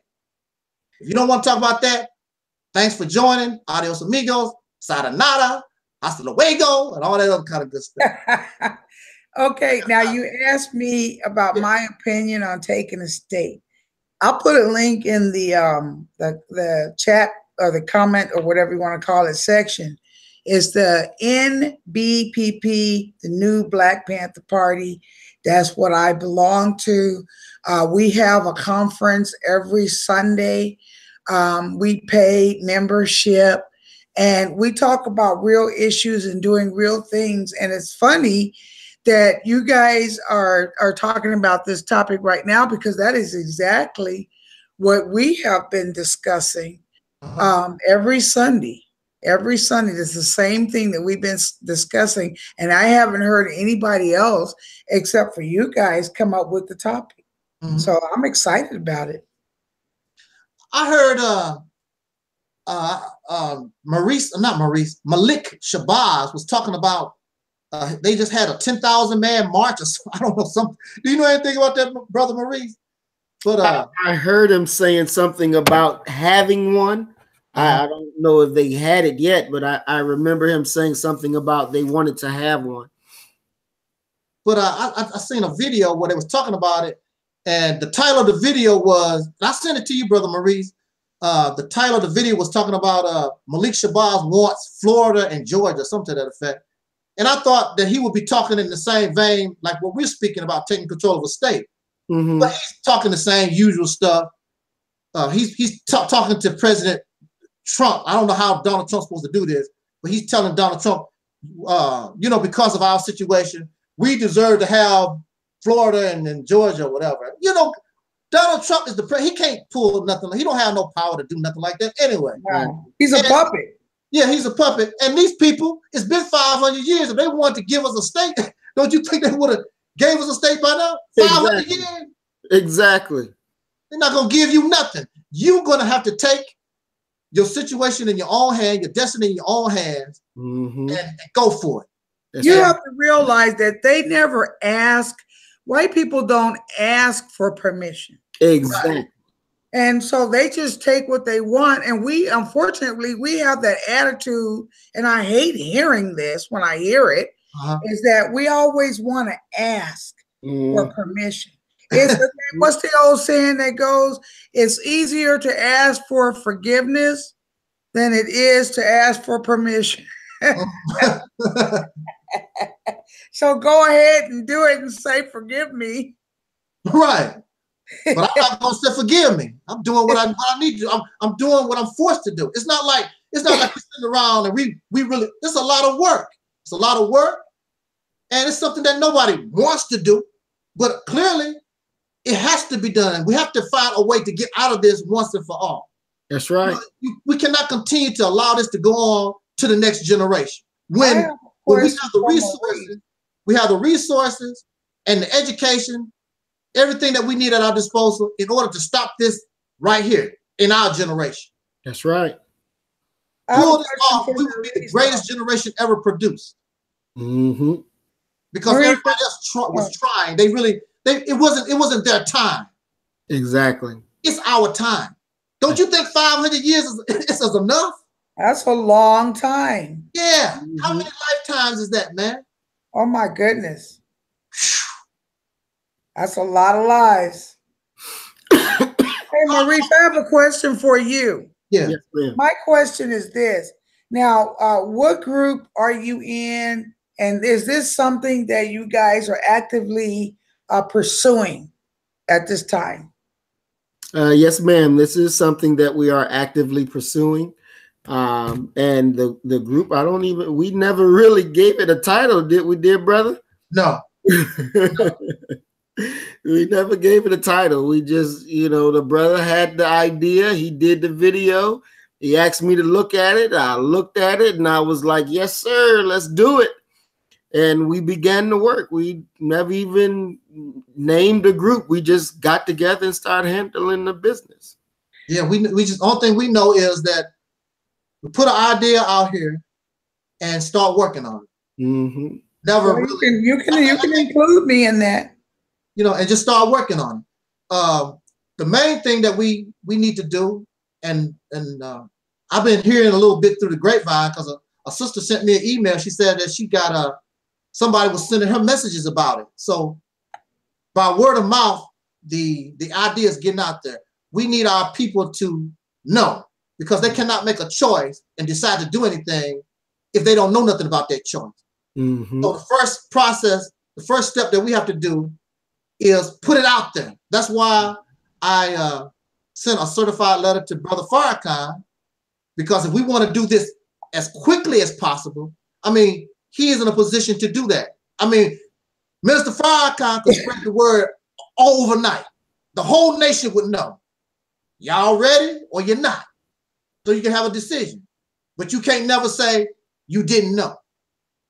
Mm-hmm. Well, Angel, you have my contact information. Yeah, I have your contact information. And you can share it with Brother Maurice. Okay. And that's what this is. This is what this is about. I'm sick of it. And I keep telling people, as an adult, we are responsible for our children. Just like Malcolm and Honorable Elijah Muhammad, all those prior to us, they felt they had a responsibility for us. That's right. Don't we walk easier? That's right. I don't go to bed in fear, thinking that somebody gonna knock down my door and burn a cross in my yard. Yeah. I don't worry. I don't think about that. But they did. It was a preacher friend of mine. He's passed now, but he told me he watched one of his friends actually get lynched. Wow. Mm. See? Wow. Mm. So, they talk about this a long time ago. You have people that's still alive right now that have saw people get lynched. They still living to this That's day. true. That's true. But Rosa Parks and Dr. King, and don't forget all the brothers and sisters that we don't even know nothing about. Yes. They made it so that we can walk easier. That's right. So the only thing we're doing, they fought and bled and died for the right to vote. The only thing we're doing is taking advantage of the right that they died for. To give us an advantage by putting ourselves in a position where we can make things better for us. That's because clearly asking the white man is not going to get done. They don't care nothing about us. They don't care nothing about us. I agree with Brother Maurice on that knock on the door. Yes. Because you know what? Because if you don't clean house internally first, these people are destroying you. Mm-hmm. Out there. They're destroying you with their words because they look like you. True. That's true. And it takes a certain mindset to be able to pull this off. Not only do you want to pull it off, you want to maintain it, because we can pull it off. The real job is to maintain. Exactly. Because they expect you to fail. Exactly. I told you them Negroes couldn't get no state and maintain it. Look at it. It's a ghetto state. It was poor to begin with. It's really, it's really gone down now. That's not what you want. And see, me personally, Sister Ann, see, I'm a winner. I know you are. I'm a winner. I'm not going to attempt to do nothing unless I believe I can win. When I took these devils to court, I wouldn't even bother unless I had an idea that I'm finna to win. That's right. I don't do nothing unless I feel I'm going to win. Exactly. And I'm not talking about a 50-50 chance. I'm talking about maybe a 70-30 chance. That's right. I'm a winner. I'm like Michael Jordan. And see, the thing about a winner is you get so people think that you're arrogant. No, I'm just confident in what I can do. That's right. It's not about being arrogant. You know, when I tell people I can play basketball, you know, I can show you more than I can tell you. Kapow, kapow. Uh-oh. You know what I'm saying? You still got it, huh? Oh man, I've gained a little weight and can't move. Okay. But as far as that shot is concerned, I was in the backyard not too long ago. Kapow, kapow. You know? We should have the Black Conscious, the Black Power Basketball League. There you go. Man, I would love that. I'll do, you know, I'll make some moves on Sonetta and the boys. Hurt their feelings for real. I would like to clear something up here before you end the chat. Mm-hmm. People think just because I am married out of my race that I don't have any loyalty to my people, but they forget I have family, I have father, I have mother, I have nieces, I have nephews. I don't have children of my own, but I care about those people. I care about them and what happens to them in the future. That doesn't make any difference that I am not married within my race. My husband is a Mexican man, and I can tell you one thing too. He knows I'm a member of the new Black Panther Party. He supports me 100%. He himself don't too much care for white people. And that's a fact. But I tell you this, sister, see, for me, now, back in my junior days, that might have been a factor because I was all Black powered up like some of these folks, whatever. Yeah. My only issue now is get liberated. Because, see, a slave can't tell another slave nothing. That's true. When I was locked up, and I was telling people, well, y'all need to do this, and y'all need, nobody wanted to say, Negro, you just as locked up as I am. What the hell you telling me? I need to do this. But when I got free, when I started giving them crackers hell, it was a whole different ball game. He know what he's talking about. It's a whole new different ball game. When you know, Malcolm was locked up too. Huh? Malcolm was locked up. Oh yeah, a lot of us was locked up. You know? And we locked up once we get out too. Yeah, that's true. You want to know, Sister Air? I feel, actually, I'm going to tell you the truth. I feel safer when I was locked up than in the free world. No way. Yeah, I do. Because at least when I was locked up, I know who my enemies was. Exactly, yeah. And I you know, the environment was closed in, so I could control that. But once you come up out of that, all kinds of stuff start flying at you. I saw one of the videos that you did when you was talking about being locked up, and you said something about where you wasn't that bad. Yeah. How is that? Well, I was locked up in a mental institution. It's a little, it's incarceration, but it's a little different from being in prison. Oh. And a lot of guys that was in jail and prison was trying to get to into the crazy house because they was. Because it's smart, because you just, I mean, you get everything, you just can't go nowhere. I mean, if I want a woman, easy. Matter of fact, I was hitting on the staff. Because I mean, that was nothing but sisters. The staff was 80-some% sisters. Wow. And the Caucasian women like me too. You know, the women in there just like me. And so they was trying to trying to make it bad for me, but the women wouldn't having it. You know? and the thing about it, the women saw also, because it's still a dangerous place. Yeah. But the women knew that if they was around me, and you know, like I was saying earlier, Brother Maurice, I'm security minded. The sisters knew if they was around me, they didn't have to worry about being jumped, because it's dangerous people in there that would hurt you. Oh yeah. I've seen some of those sisters, their arm was broken, head smashed into walls, all kinds of crazy stuff. Yeah. You know what? They locked me up. They locked me up for 2 weeks in the mental hospital for overdosing on chocolate. Wow. For overdosing on chocolate. I ate too much. I'm a diabetic. Okay.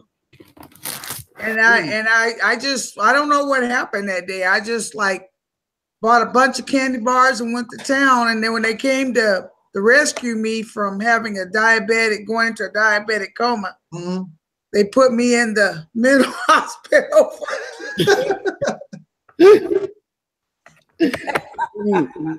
Well, at least you didn't have no charges. But see, my problem was I had those criminal charges on me. And when you got those criminal charges on you, it's a whole different ball game. Yeah, that's true. And if you get federal charges, you're almost done. Yeah, in this country, they don't. There's no second chance. Yeah, you're done. You're done. You're done deal there. But you know, fortunately for me, you know, as time went on, because I help people. See, I don't trip off your race. I only care about what you can do for me and what you know. So, so I help a lot of Caucasian people, even those bastard doctors. You know, I play with them to get information. They didn't know I was just messing with their mind to see what they know, what they can do to help me. They didn't know. I don't like you, but I want your information. I want to know what you know. Figure it out.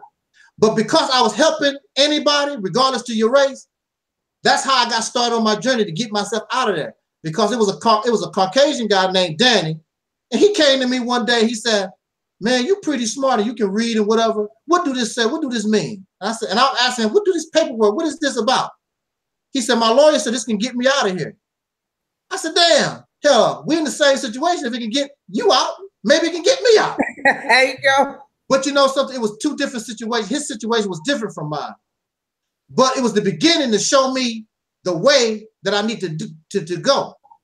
And that's why I always keep telling people about appropriate information. You need appropriate information for your situation. You do not use a plumber's manual to fix a car. And that's our problem. We keep using the wrong information for our situation. The reason why your situation is not changing because you're not getting the right information to change it. That's true. But now I believe, well, I shouldn't say believe because Brother Maurice get on my case about that belief stuff. He wants to say, I know. I know we're on the right track now. Brother Maurice be getting on my case about this kind of stuff because I said, I believe, you know, if we do this. What you mean, if? What the hell? You need that put your link, put your channel in the chat so I can click on it. Yes, ma'am. Brother Maurice, information will be in the description box of this video. Okay. Perfect. Yeah, I got his information in the description box. Yeah, I really like what you're talking about. We're talking about the same thing. Yeah. As a matter of fact, at this point, we're in the process of developing a Black government, and I have ordered my identification, the actual Black card. It's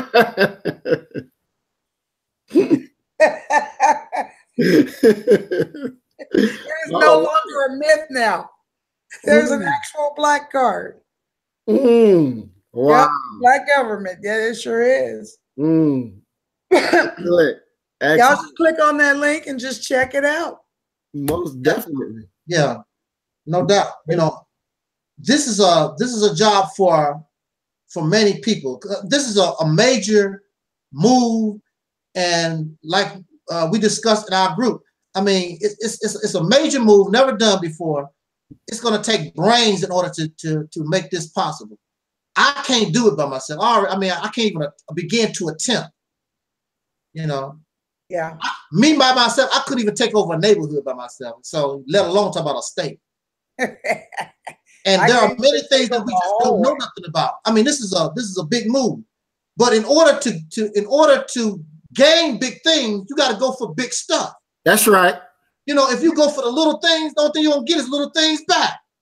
You're gonna have to draft something, you know, put it in writing.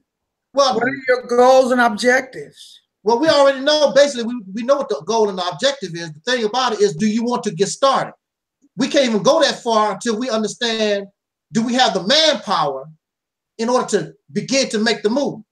That seems like the first objective is get the manpower. Yeah. Once you get the manpower, you're in a better place to know exactly how you need to move.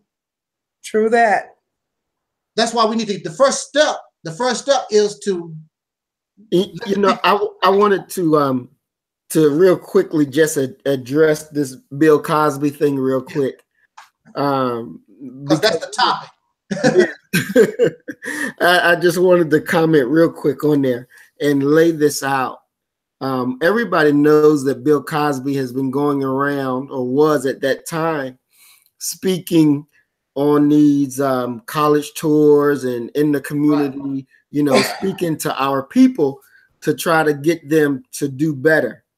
Well, one article in the Washington Post where Representative Allen West jumped on Bill Cosby because he was telling Black people that they need to be like the Black Muslims. And so I want to just read real quickly what Bill Cosby was going out and telling Black people. So this article right here was done in 2013. Okay, it says, Bill Cosby said, "I'm a Christian, but Muslims are misunderstood, intentionally misunderstood. We should all be more like them. They make sense, especially with their children. There is no other group like the Black Muslims who put so much effort into teaching children the right things. They don't smoke, they don't drink or overindulge in alcohol. They protect their women. They command respect. And what do these other people do?" He continued, "They complain about them. They criticize them. We'd be a better world, not just a better country," but he said, "we would be a better world if we emulated them." Yes. We don't have to become Black Muslims, but we can embrace the things that work. That's true. That's true. And now, you know what? I think why Bill Cosby is so persecuted right now is because of the other things that he said about Black people.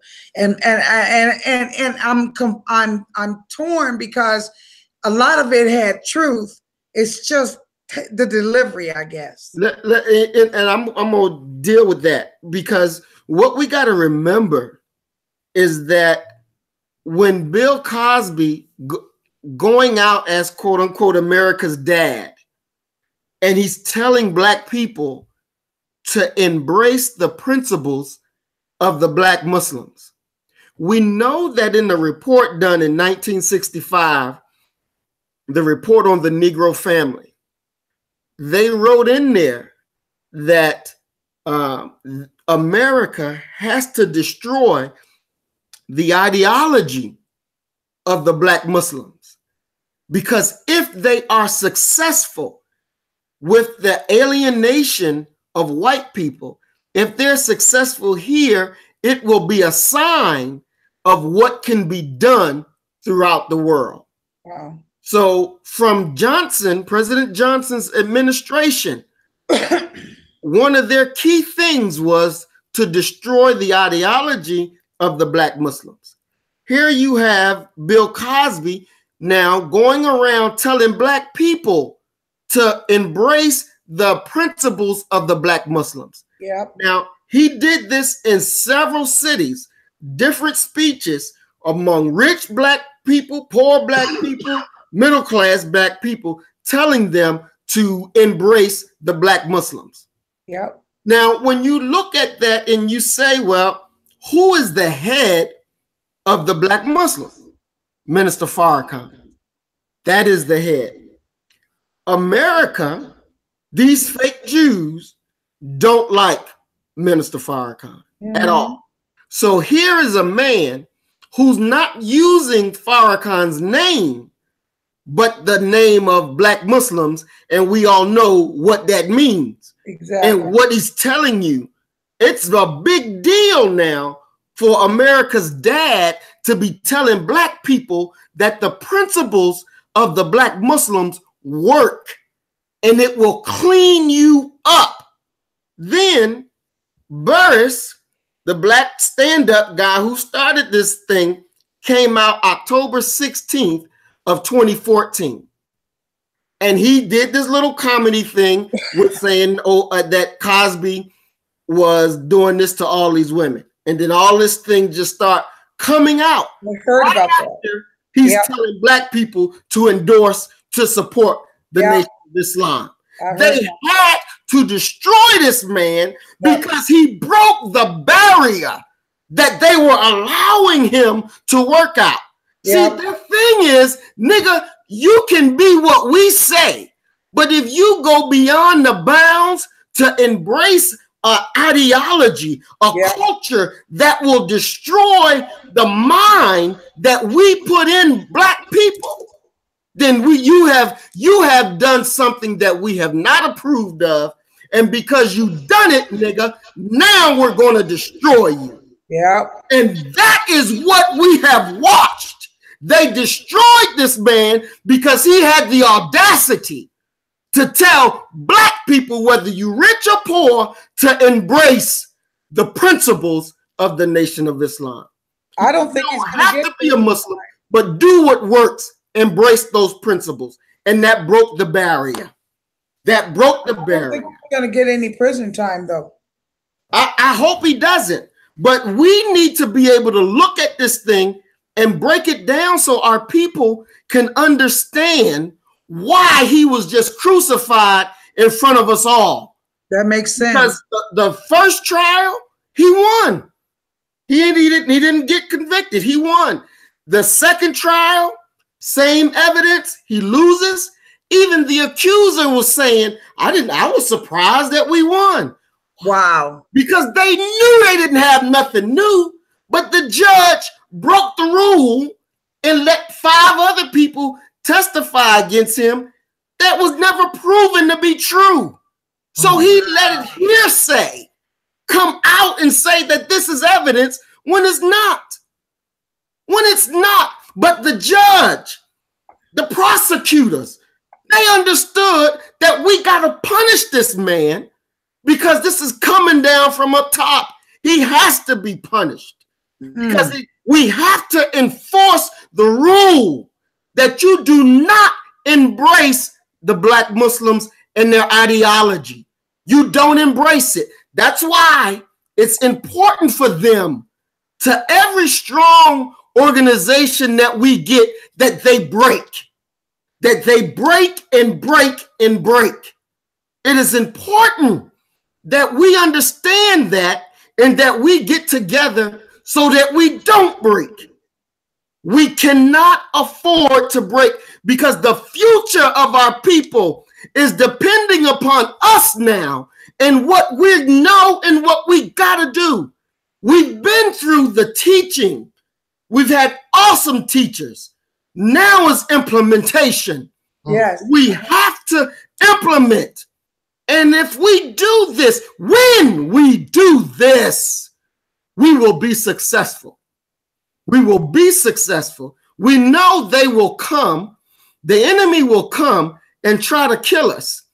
But when they come this time, we'll fill their asses with the body bags and send them away.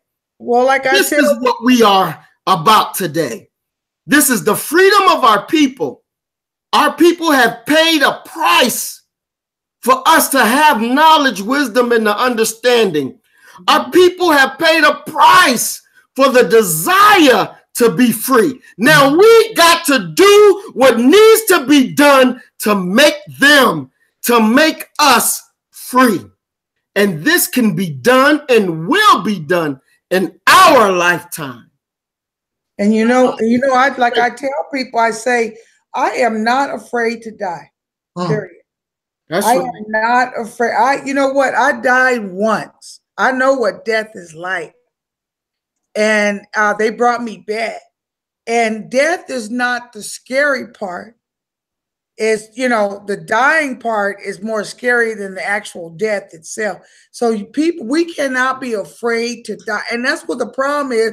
When I think about slavery back in the day, it boggles my mind when I think about how could you have 100 slaves on a plantation, 4 masters, and be under control. I didn't understand that. Mm-hmm. Exactly. What were they afraid of? You know, going back to the Bill Cosby thing, you know, also Bill was known to make a power move. You know, he was attempting and wanted to take over and not take over. He wanted to buy NBC. Yes, he did. And you know, that's a no-no. That's a no-no. You know, he wanted to get these other folks together and buy NBC. NBC, one of the original, you know, power stations. You know, and that's not good. You know, you're asking for too much, Bill. You want our NBC? You know, just like Michael Jackson bought all the precious Elvis yes, he did. And Beatles and things of that. That's a no-no. Y'all, you're crossing this line here now. Exactly. You know, that's what it is. They cross the line. And don't be shocked. The same thing happened to Prince. You know, that's right. A lot of these deaths, don't think that we're dealing with diabolical minds. That's right. Don't think that, you know, nowadays they have the technology to murder without the assassin's bullet. That's right. Yeah. They can put chemicals in the air.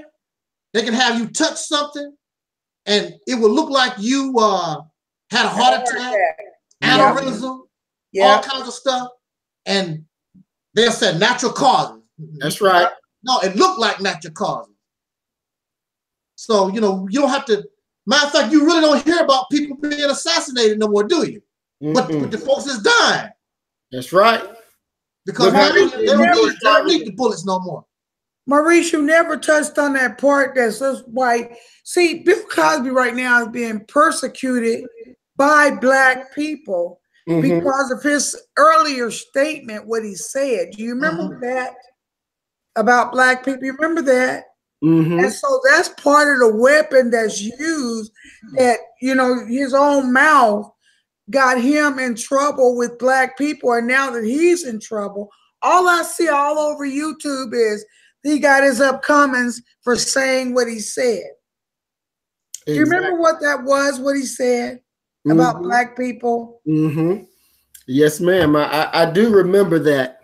And when he was saying that, I didn't particularly appreciate it either. But I understood his motivation was that, look, we're failing and we can't continue to fail. Right. Our future is at stake. Our future is tied up into these children that we're producing.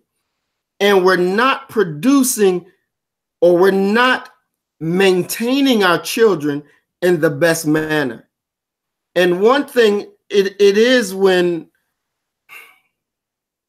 you're dealing with our people that have that nigger mentality, you know, that nigger mentality will tell you, oh man, shit, we a nigga, we gonna always be a nigga.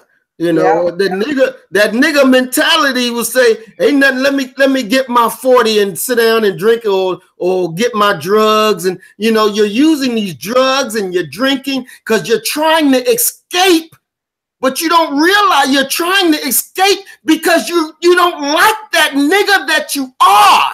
So you're going to use the drugs and the alcohol to try to escape the pain and the pressure of being a no good nigga. Yes, yes. That's the enemy made. That's right. The enemy made you a no good nigga. And so we have to get out of that. And we have to wake them up to understand. You know, I do a video every morning. And in the end of my video, I tell our people, you know, you kill the nigga in you, and I'm going to kill the nigga in me, and our God will reign supreme. We got to hate being that nigga that they made us into. Exactly. We got to hate that and come out of it. And Maurice, that's my point exactly, because what happens as a people, we wait for that moment for like a Bill Cosby to say what he said, and then we all use that against him and people like him not to help him, not to support him. That's what we do. Exactly. We have to get away from persecuting our own, because that's not helping us. That's right. It's not. It's not. We have to be able to mature and understand that at the end of the day, we got to do better if we want to live, if we want our children to live and to live prosperously. We got to make changes, because the current system is not set up for our sustainability. It is set up for our destruction. And we also have to draw the line at people like Sheriff Clark's. Yes. There's no redemption for men like that. There is none. There is none. I agree. You know, Clarence Thomas's. Exactly. Exactly. But you know what? I think that Ben Carson, though, although people call him a coon, to me, it almost feels like he's cooning for us. That he's actually playing them. That's how I feel. You what know, do you guys think about Ben Carson? You know, when I learned that Ben Carson was called in to try to save Dr. Khaled when he was in the hospital, and Ben went off, he was very upset. And you know, he was actually cussing about why did they wait to call him so late when they knew when he got there, nothing that he could do for him. Exactly, yeah. You know, and Ben was very angry, because from my understanding from him, if he would got called in enough time, he could have saved our brother. He could have saved our brother. Okay. And he understood that they didn't want him to make it. That's why they called him at the very last minute. And he was very, very unhappy about that. And he let it be known. He really let it be known. So do you think he's cooning? I think he's trying to do the best that he can for our people. And I just have to see the end of the day, and see what moves he makes, and you know how it actually ends up. Because for him to be that upset because he wanted to save Dr. Khaled, that tells me he respected that man. Yeah. He respected that man. Yeah. You know, so I'll wait and see how everything plays out, and then be able to judge, you know, after everything is done. But I don't want to prejudge him just because I know he wanted to save our brother. And he hurt that, you know, they called him so late. He was very hurt about that. I kind of have a feeling in my heart that he's playing the game. That's how I feel. And that I can't put him in the same boat I would put a Sheriff Clark in. Right. Yes, I agree with that. I agree with that. I think he has something up his sleeve. I hope so. Me too. Because the best way to win a war is from within. Exactly. That's right. Praise be to Allah. Exactly. That's right. All right, Nep, what's up? Well, I guess we come to the end of a long journey here. Still got that Cabbage Patch guy. He's still in the chat room writing crap. I don't understand this. You know, that was all off the topic. Okay, I let it fly for a little while. Okay. Now I ask you kindly, okay, we need to stop and go back to the topic that was chosen. Because frankly, I'm not in the mood for that kind of stuff, whatever. I'm not ready for it. I'm sleepy. Yeah, that's not the topic. And so, you know, you got some of those people who will respect that. And then you got those idiots like this Cabbage guy, you know. Cabbage guy. Got this that was his name. Again, they have this slave owner mentality. Exactly. You're not gonna bring that here. I'm not your slave. I don't give a damn because you open your mouth. I'm supposed to believe everything that you say or whatever. You walk your walk, I walk my walk. I'm gonna do me. You know, so see, that's the type of, see, that's why racism exists. Now, this cat is a racist and probably don't even know it. He think he might, in his mind, they're just looking for handouts. Who looking for a handout? Ain't nobody asking nobody for nothing. But see, that's in their mind. Here you are, we live in a country that really got the handout. They handed our people free labor for over 300 years. That's why America became rich. That's right. They the welfare recipients. That's right. They the ones who live off of the welfare of our people. And not only during slavery, but the black codes and put us in mass incarceration. And matter of fact, even right now, they talk about the prison industrial complex. When I was locked up, they paid me a few cents to spin some shoestrings. I'm asking these people, I'm like, don't y'all have machines? You know, because you know, during the time, few strings that I could string together, they got a machine that can go zip, zip, zip, zip. But they found it was still cheaper to get these nuts in the nut house to sit around with an old-fashioned thing. It's a little gig thing that they give you, and you sit there all, you know, for hours, and you put these shoestrings together. Or we put cardboard boxes together. Bring in the boxes, and we'll put the boxes together. Angel, they have machines that can do this kind of stuff. Angel, how do you figure that somebody is going to listen to you?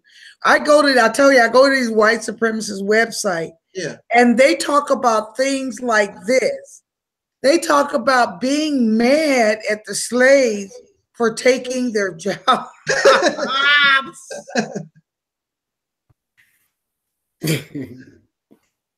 Insane. These people really are insane. And I don't understand why the Negro, why would you want to continue to live around? These folks is wacky. They are insane. I don't, you know, your best bet is not to be around. Who wants to be around people like that? Exactly. I don't want to be around people with that type of mentality, that mindset. You angry at the slave because the slave took your job. What the? I was crazy. Maybe if your government had gave the slaves the 40 acres of the mule, maybe they wouldn't be in competition for your damn job. Hell, some of them had the 40 acres. They could, you know, what's his name? Bill Gates. Bill Gates is a billionaire. He could give, it wouldn't even hurt him. He could give every black family $40 million or whatever easily. Wouldn't even hurt him. They're going y'all damn reparations. Now what you gonna do? Isn't that about 40 million black people in the United States? Well, I would assume 40 to 70 million. But let's just say 70 million. Okay. $70 million to him ain't nothing. Okay, y'all Negroes, y'all keep talking this crap. Every black family, I'm going to give. Bill Gates could do this himself. I give every black family $1 million. And the government say, okay, tax free. Now the burden is on y'all. Will be broke tomorrow. Yeah, see, that's it. and see, but they could say, well, we gave y'all every family $1 million tax free. Now look what you did. Yeah, give it back. But they hate us so bad. They don't even want to think that once we get it, we might change our minds. Here's the sad thing too, the mentality. Look how much money that black people are willing to give to people like Tommy Sotomayor. Yeah.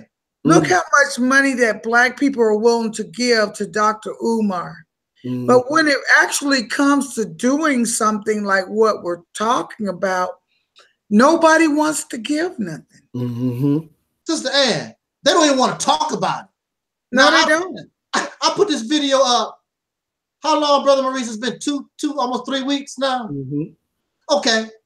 The video has about over 1,000 views. I put it under different titles in different places, and I shared it on Facebook, and it's got over, I mean, a good few thousand views.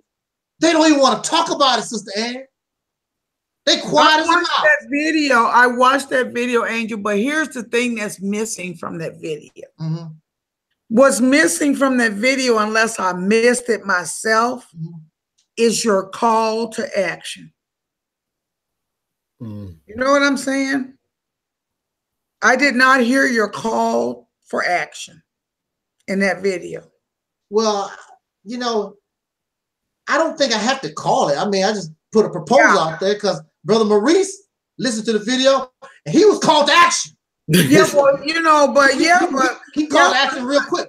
When we gonna do it? Maurice is just, you know, I mean, he's a very intelligent guy. The average person has to be told and led. Not really, sister. Not really, sister Ann. Come on, these Negroes. I'm not lying. These sister Ann, don't give these people no excuse, because if it was a call to action to get some free pizza, you'll see all kinds of writing down. You know, come on now. Yeah, but that's a call to action within itself. And I didn't call for no action. I'm just like free pizza or whatever, and here they come. Exactly. That's a call to action. Some free weed or something, something that they really want. They really don't want. See, the bottom line is, I don't think they really want real freedom, justice, and equality. Matter of fact, I don't even think they know what equality is. I told a brother, I said, do you understand what equality is? See, I got 2 apples, you get 1, I get 1. That's equality. If I have 2 apples, you have 1, that's not equality. Well, if I work harder, I earn more. Well, that's not equality, brother. Yeah. That's equality. But see, they have that type of mindset. We don't understand that you can create a system where people are actually equal. Bees do it every day.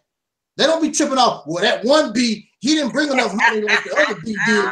You don't see no stuff like that. Or among ants. And these are insects. Yeah. Ain't you more intelligent than an insect? A bee? Exactly. Bees don't trip off royalty. That's the queen bee. They understand the function of the queen bee. But the queen bee also understand, if these suckers leave me today, I'm done.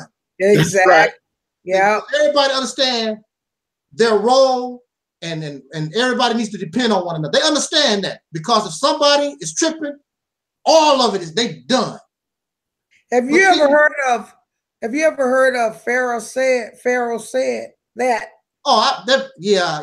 The $100 million guy. Yeah, I heard of him. Pharaoh said that. Yeah. Yeah, he actually, see, now in the video, I never gave him no money. He wants $3 a piece from each black person. For what? Without a plan. So he could buy them old 1970s hats. So he could buy them 1970 hats they be wearing. them pimp suits he be wearing. Who the hell you pimping, bro? You know, this 2000. Now I'm an older guy too, but I'm not into, you know, come on, you know, I don't want to dress like I'm from the 1960s.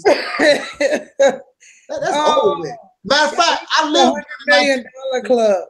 Sister Ann, I lived during the 1960s and didn't want to wear that stuff during the 1960s.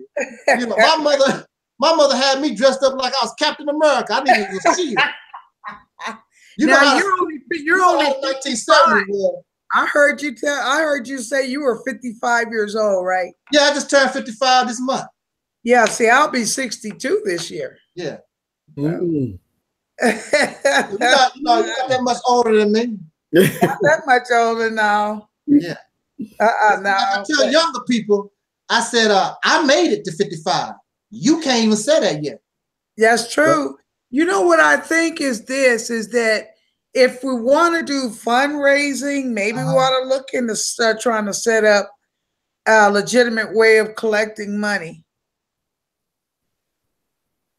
Like a 501. I know that's difficult, but if we can raise enough money to pay somebody who knows how to do it. Well, I think even among the group, I think the people in that group, they know how to do that. The group they do. Yeah, they know how to do that type of thing. Set up the 501, whatever. Costs money. But right now, you know, like I say, the people can't make a choice unless they know. So we need to let folks know that they do have a choice, and this choice, it can work. Matter of fact, I believe because it's so solid, they know it can work. The thing about it reminds me when I was in the nut house again. I always go back to when I was in the nut house. Because you had people that when I was in the nut house, they claimed they wanted to be free. Man, when I get out of here, I'm going to do this and I'm going to do that. But when it came close to that time and they knew they was getting free, you ought to see them. They start shaking and getting sweaty. And I'm like, damn, he getting ready to get out. What the hell? He scared. Right. They were scared. And I'm going to tell you this, Sister Ann. Look, I was scared. I was doing all that hooping and hollering. I'm getting the hell out of here, man. I'm blah, blah, blah. I was doing all that hooping and hollering. Don't you know I was scared? Because I had been locked up in that place for almost 10 years. Dang. And that was my life. And things had changed. You know, the internet, when I went in, there was no real internet when I was locked up. There was no internet. You know, there was no cell phones like the way we have, you know. They was flipping, you know, the flip phone was out and stuff and, you know, whatever. You know, things was changing. While I was in the nut, you know, I don't know nothing about that because in the nut house, they're not going to give me no cell phone. Oh, no. So, you know, things was changing. Then I have to understand how I'm going to take care of myself.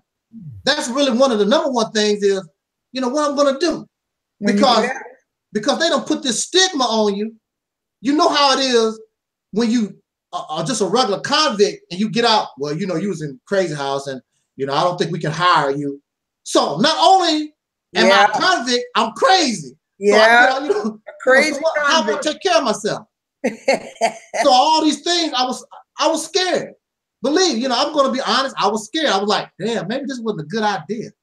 You know, maybe I need to. You couldn't stay forever. Yes, I could. Yes, I could. Now, after I've done what I've done, they might not want me back. Yeah, you could. And, you know, you can stay there. Matter of fact, the plan really was to keep me the rest of my life, really. So I know I could stay there. Wow. But I was scared. I was scared, but I said in my mind, you are better than this. You are better than this. You are better than this. And even though by that time I start rejecting, you know, belief in God and all that kind of stuff, but I always maintained my love for Elijah Muhammad. And I kept saying to myself, you are Elijah Muhammad's son. You are Elijah Muhammad's son. That's why they can't break you. That's why you're going to get out here and do better. Get out, Negro. I hear you. I had to get out. I had to get out. And, you know, y'all, the reason I said what I said is because people will take you more seriously if you try to set up an organization that like that, opposed to like a GoFundMe, because we have been scammed so much through GoFundMes and PayPals. Then people are just gonna look at that like that's just another bunch of niggas trying to get my money again. I done already gave too much to all these different people. So you have to set up some legitimacy that you're serious about it and you went to this extent to prove it. That's what I look at. Yeah, well, you know, we'll deal with that when we get to it. I hear you. So, like I say, we need to recruit the soldiers, because I know I can't do it by myself. Brother Maurice can't do it by even our little group. We can't do it by ourselves. We need. Well, you got, you know what? You got soldiers in that link, because when we have our conferences, they encourage us to get the phone numbers and email addresses of other members. Okay. You have soldiers in that NBPP link right there. Maybe, I mean, why can't your people, we can all come here and talk? Well, you know, I'm not in charge of that. I just say click on the link, check it out. Yeah. And go and then go to one of the, I mean, you know, because what it is, it's a conference that every Sunday on the phone. It's on the phone every Sunday, and they send you the link and you join the conference. Okay. How I got involved is I told them I'm not gonna give y'all no money. That's why I said I'm not gonna give y'all no money until I can see what this is about. And they sent me the link, and I've been having conference every week, you know, with this group, and I'm excited about what they're doing. Okay. You know, I would just say just at least check it out, because they encourage you to share information with other members of the group. But we definitely do that. You know, because unfortunately, I've tried so many times to talk to people. You know, I got subscribers and stuff, and to talk to people about the group and everything. People don't want to hear that. Yeah. People want to hear drama only. Right. They want to hear drama. This is not a good recruiting ground. Mm-hmm. It's not. You have to actually get out to different, what do you call it? Other than YouTube, other than Facebook, other than this type of social media, because people really don't want to. They don't want to do it. They don't want to be involved like that. They just want to be entertained. Basically, that's just true, sister. I understand it. But, you know, this entertainment, this thing, this obsession with this entertainment crap, you are murdering your children, your future children. That's what you're doing, you know. True. And if that's what they want to do, nothing I can do about it. That's how you feel. That's the way you want to roll. And see me, I'm a realist. Yeah. I can accept the fact that the so-called Negro don't have a future, because I tell people all the time, they already trying to write us out of history. Mm-hmm. I think it was in Arizona, one of those states. Mm-hmm. Some of those Caucasian teachers don't even want to teach Black history. They don't even want to teach slavery. Now, if they take slavery out, we done anyway. Yeah, true that. That's a main part of our history in this country. They talking about taking that out of the curriculum. No, you know what they've been doing? They've been changing it, and calling us immigrants. Yeah. P.J. Carson called us immigrants. You remember that speech? Sure do. Immigrant. Yeah. But so you know, if you don't have no power, you don't have no say so, people can do to you whatever the hell they want. True. I tell them all the time. I said, if these Caucasian people or any people on this planet wanted to put you back into physical slavery, they could. What you do about it? What you gonna do about it? Nothing. Are you going to shoot me? Well, they said good. Pow. There you go. Throw in the grave. I mean, it's simple as that. It's as simple as that. Now, who next? Don't worry about me. What you want me to do? I'm not afraid to die. I know you're not. Pow. But see, we're not in a. See, that's why it's important for us to do that. We do what we're doing, because you need to create a safe haven for yourself, a place that we can go. We have nowhere to go, nobody to turn to, nothing. Nothing. Nothing at all.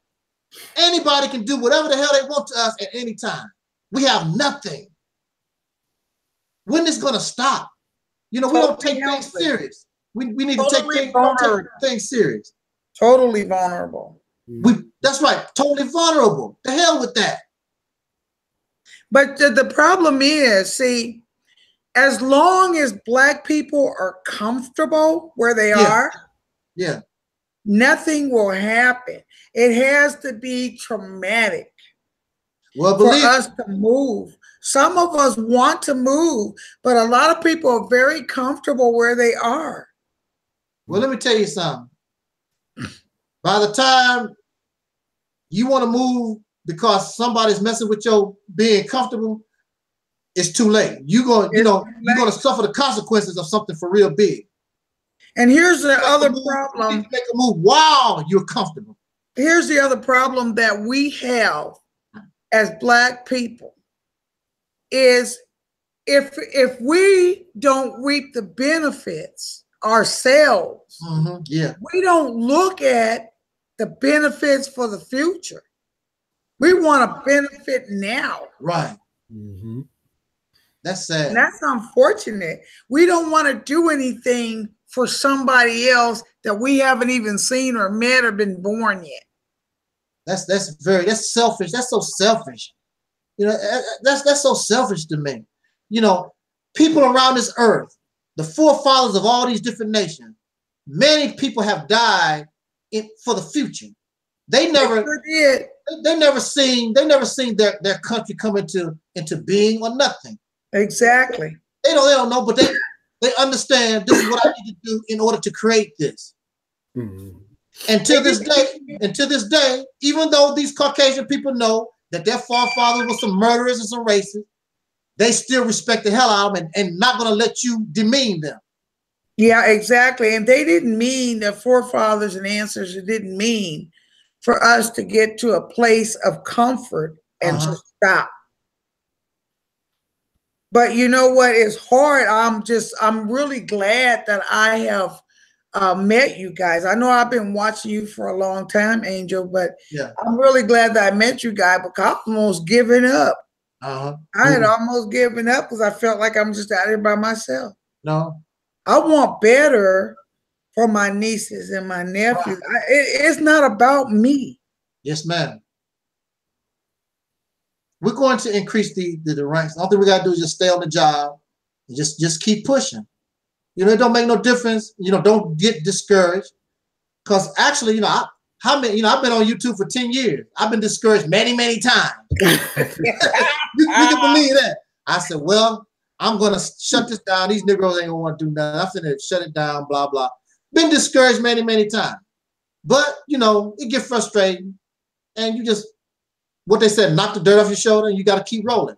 Well, you know, Angel, I remember you when you were dealing with that group. I don't want to, you know, call no names. Yeah.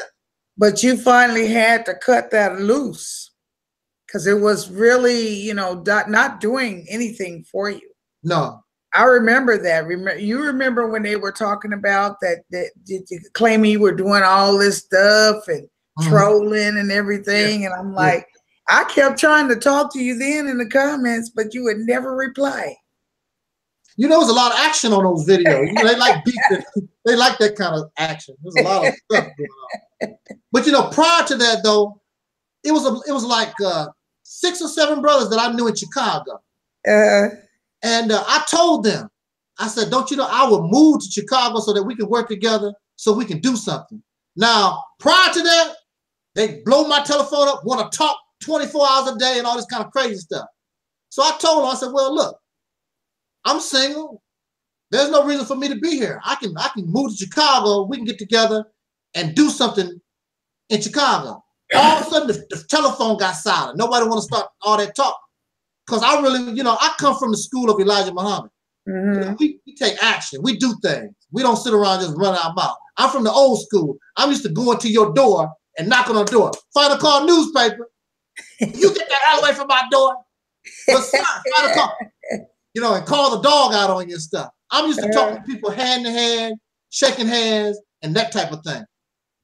Well, anyway, I know you got to close. I know you got to go to bed, but I just want to say at the end, the group that the new Black Panther Party that I'm dealing with right now, the membership is like $30 a year. That's it. $30 or $32 a year. I think it's like $2 a month. Got Sister Pam in the chat room. She's tired. She's ready to call it a good night. Good night, Sister Pamela. I can't see anybody. You have to open up another tab and to the video itself, and you'll see the chat room on the video. We got it's 2 chat rooms. We got one here in the box with us, and then you have to go to the video itself and open up another tab. And you'll see the chat room. Oh, okay, I got you. All right. And I don't know where all the. You know, I had a conversation with a bunch of those. You know, I was invited to this Jewish channel with a lot of, you know, what I would say white guys. They don't like when I said pink, and they definitely don't like devil. Brother Maurice said, "Don't you like me to call you?" I don't talk like Brother Maurice. You So had you me come to my cracking channel. up over here. Yeah, you might got me in trouble with them guys, Brother Maurice. Yeah, call the devil out. You had me But what else you said? A devil and what? I have 3 names for you. The devil, some other stuff you said. Who the hell is that guy? See, I don't talk like that. I was falling out over here. You know, so but that's where they come from. They come from that. And see, I don't understand where this guy come from, because when I was on that channel, he didn't bring that stuff up. I was ready for him. I'm not ready for it. You know, we had a topic. I want to stick to that topic and let's do it. They want to, you know, you broke off the, you know, you got off the soul train. Well, here's another thing I want to clear up before the video ends. Yeah. I do not like this system of white supremacy. But like the one guy was talking about on an individual level, I do not hate you just because your skin is white until you show your true colors. Yes. That's me. And but the system itself, you know, is this government. It's got to go. Yes. And literally there are a lot of white people that feel the same way about this government. It's got to go. That's right. It is. And you know, the thing that I look at with white people, you know, it's, and I'll tell them, there's never your skin color. There's never your skin color. It's always about your actions. It's always about, you know, what you and your people have done and what you and your people continue to do.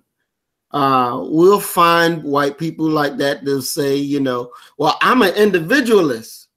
But if you keep poking them, just keep poking them, it's going to come out what they really feel. That's why he came out with that saying, well, that's why, well, okay, well, I won't hold you responsible for black on black crime in Chicago. Yeah. I know, I just got to keep poking the devil. Oh my keep God. Poking the devil. Yes. The mask of civility will fall right off and they'll be themselves. Simple as that. They'll be themselves. He went right to black on black crime. Exactly. You know, and black on black crime is just crime. and I think the thing that a lot of people don't understand, when it's black on black crime and people are prosecuted, they go to jail. Exactly. But when it's crime, the police shooting people down, they don't go to jail. They don't serve any time. That's right. You know, where's the justice in that? When the police shoot white people down, they go to jail. That's right. That's right. Or when that black cop who shot the white woman and he going to jail, and you know, they charged him with a depraved mind. Oh my God. When I first read that, I said, damn, they charged him with a depraved mind. Now, when I had to go look it up to make sure I understood what the word meant. But you know, they talked about a depraved mind is someone who loves doing evil just to do it, you know, with no second thought, just to live in it, you know. And that's white people. That is what they have done. That is what they do. That is the nature from which they act. They have a depraved mind because their mind does not tell them, let's not do this because this is not right. No, their mind tells them, let's do it and let's do it again. And let's do it again. And let's do it again because it feels good to their soul to do the devilishment that they've been doing. And they've been doing it throughout history. This is nothing new. That's the depraved mind that we're dealing with. And when you're dealing with people like that, there's no such thing we can share the same house, because one day you're going to try to figure out how to kill me so you can have my house. Yeah. So we got to get rid of their ass before they get rid of us. You know what else? They have a depraved mind. Maurice, you know what else they go to? Is that unfortunately a lot of the black police officers out here, they behave the same way. Exactly. I hear that one of the police officers that shot that Stephon Clark was black. They behave the same way. I heard that too. Well, I got a relative that used to be a police officer, and I don't know. He talking to the wrong person, but I guess he forget who I am and how I think. He actually telling me how he enjoyed, beating up on brothers and sisters.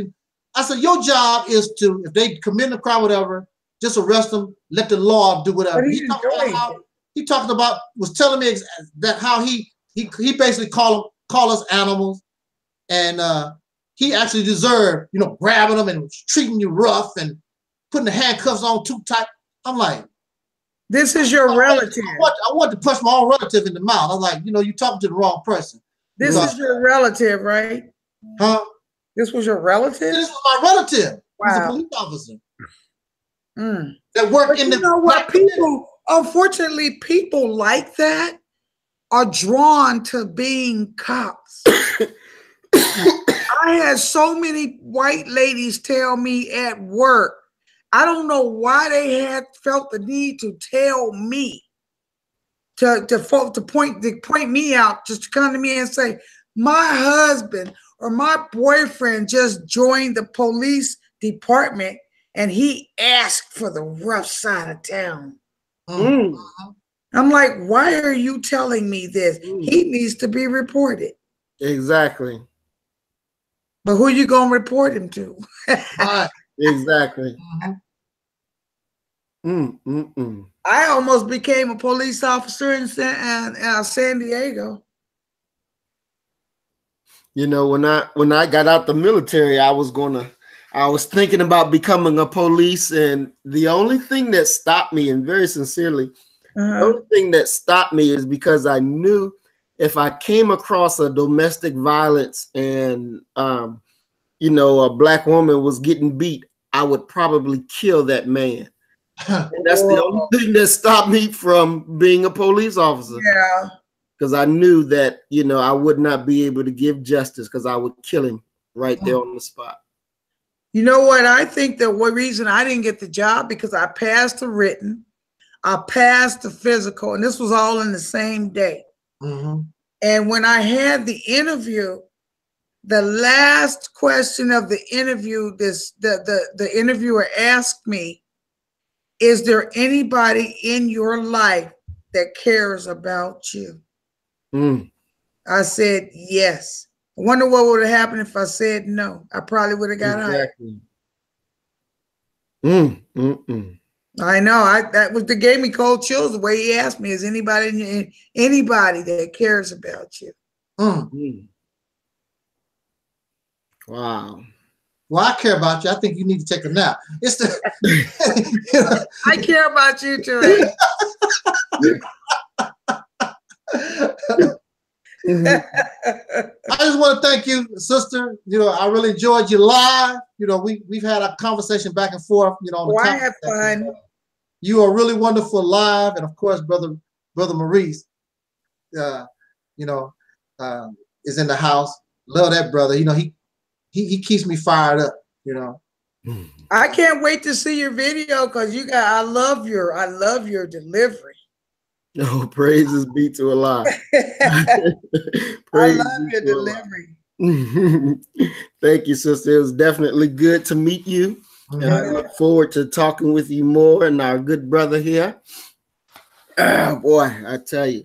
Yeah, it's good to be. This is the best thing that I love. I love good company. There's nothing like good company. Sincere people. It's not about money. It's not about what you can get. It's just good, sincere people. We have a problem here, and we want to solve it. Yeah. It's not about fame and fortune and celebrity. I could care less about that. If I wanted to be a celebrity, I was in the entertainment world. And in fact, I still do my little Michael Jackson thing. I went to see my girls, girls in Vogue here. Yeah, you love that group. And did my little Michael Jackson thing and almost stole the show from him. He's a bad man. He's a bad man. Matter of fact, I'm in what's his name?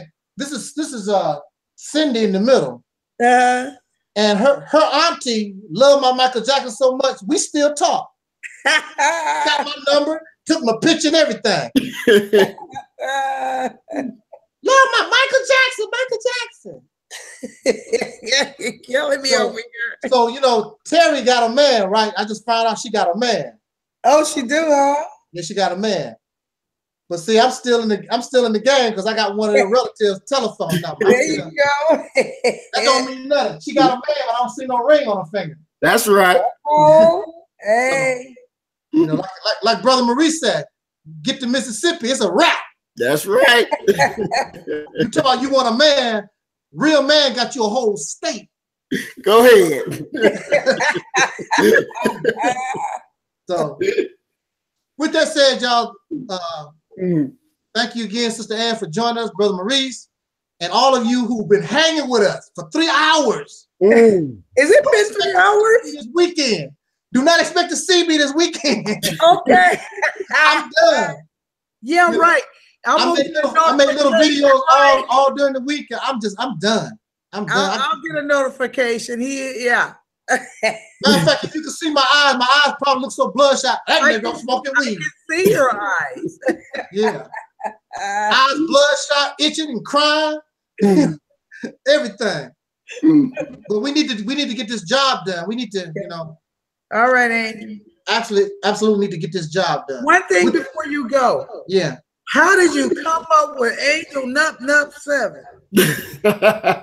Well, it's real easy. My dog name was Angel. Okay. And Snup Nup was our nickname for a dog. All the dogs was a Snup Nup. What about the 7? And the 7 is my favorite number. Oh, okay, I got you. And when I was in the nation, 7 became my favorite number because in the nation, they said 7 represents, that's the beginning of perfection. Ooh. And 3 7s represent a win. So that's why I put it together, Angel Snup Nup 7. And it wasn't my intent to make videos when I first came to YouTube. My intent was just to listen to Black conscious stuff and whatever. You know, I never had no intent to do nothing because I had nothing to offer. But one day I said, well, I want to talk, but I didn't want to talk about and do what everybody else was doing. They're doing that already. I want to be different. And when that something different showed up, then I started talking. Praise be to Allah.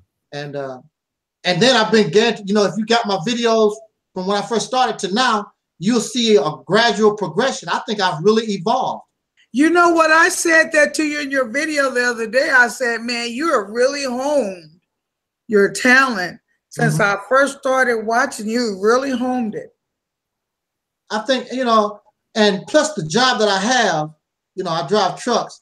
I have a lot of time just to sit back and just think, you know, just turn the radio off and just look at the scenery, the cows and the chickens on the side of the road, whatever. Hit a deer now and then. Hit a deer now and then. I hit a deer and 3 birds this year. So I'm like, wow. Well, I hope you picked that deer up because deer meat is good. No, I couldn't. It didn't damage my truck. I kept rolling. Okay.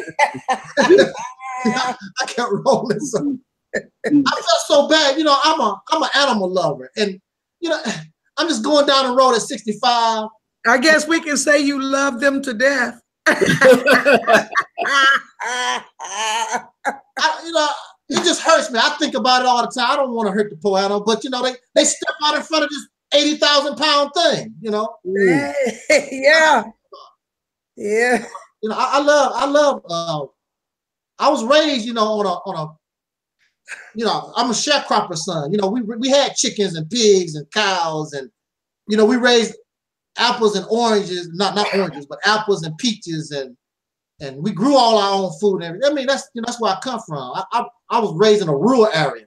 You know. So did I, and we had an outhouse. Yeah, right, the outhouse. Matter of fact, Sister Ann, it was the 1960s, and we still didn't even have electricity. Oh, wow. Well, yeah, you know what? I don't remember. Did we have? I don't remember if we did or not.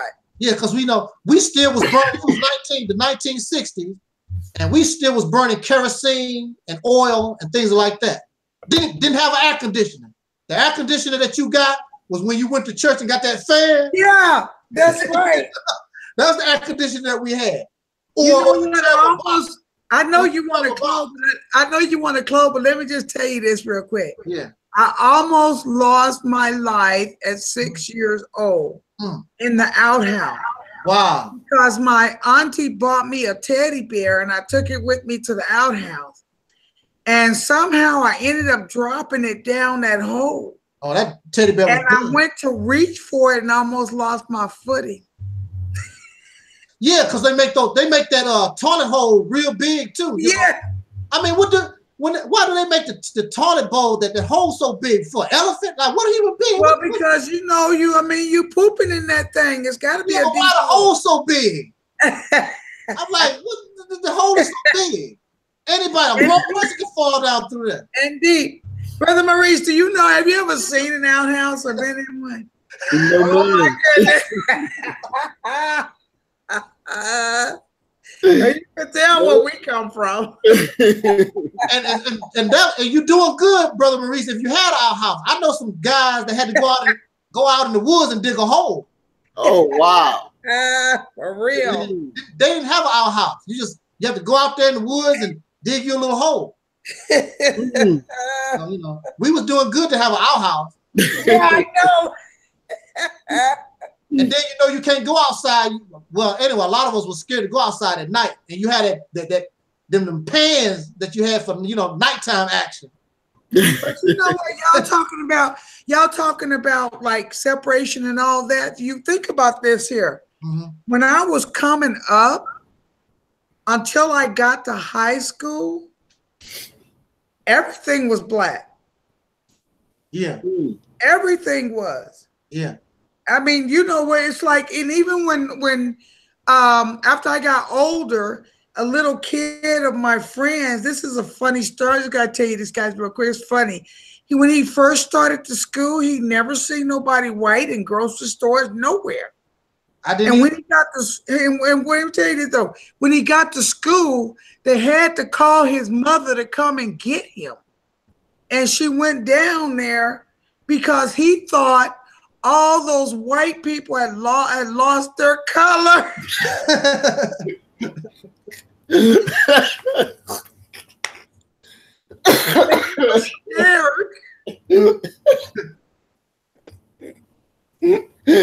so funny. I was raised, you know what to think like the first time you ever seen white people. I never seen Caucasian people either. It was years and years and years. I never seen them. So we were pretty sheltered, and then people pretty much just started moving into more in the integration. Yeah. I'm just telling you. Now we're getting ready to integrate to this bed or whatever. I don't know where y'all. All right, I'm gonna say. I don't know where you're going. You got to get the hell out of here. Okay. Good night. Nice to meet you. All right. See you. Yes, ma'am. Good night. Bye. Peace. Peace. Peace to everybody in the chat room, and peace to everybody that was listening. Thank you for joining us. Peace. Peace.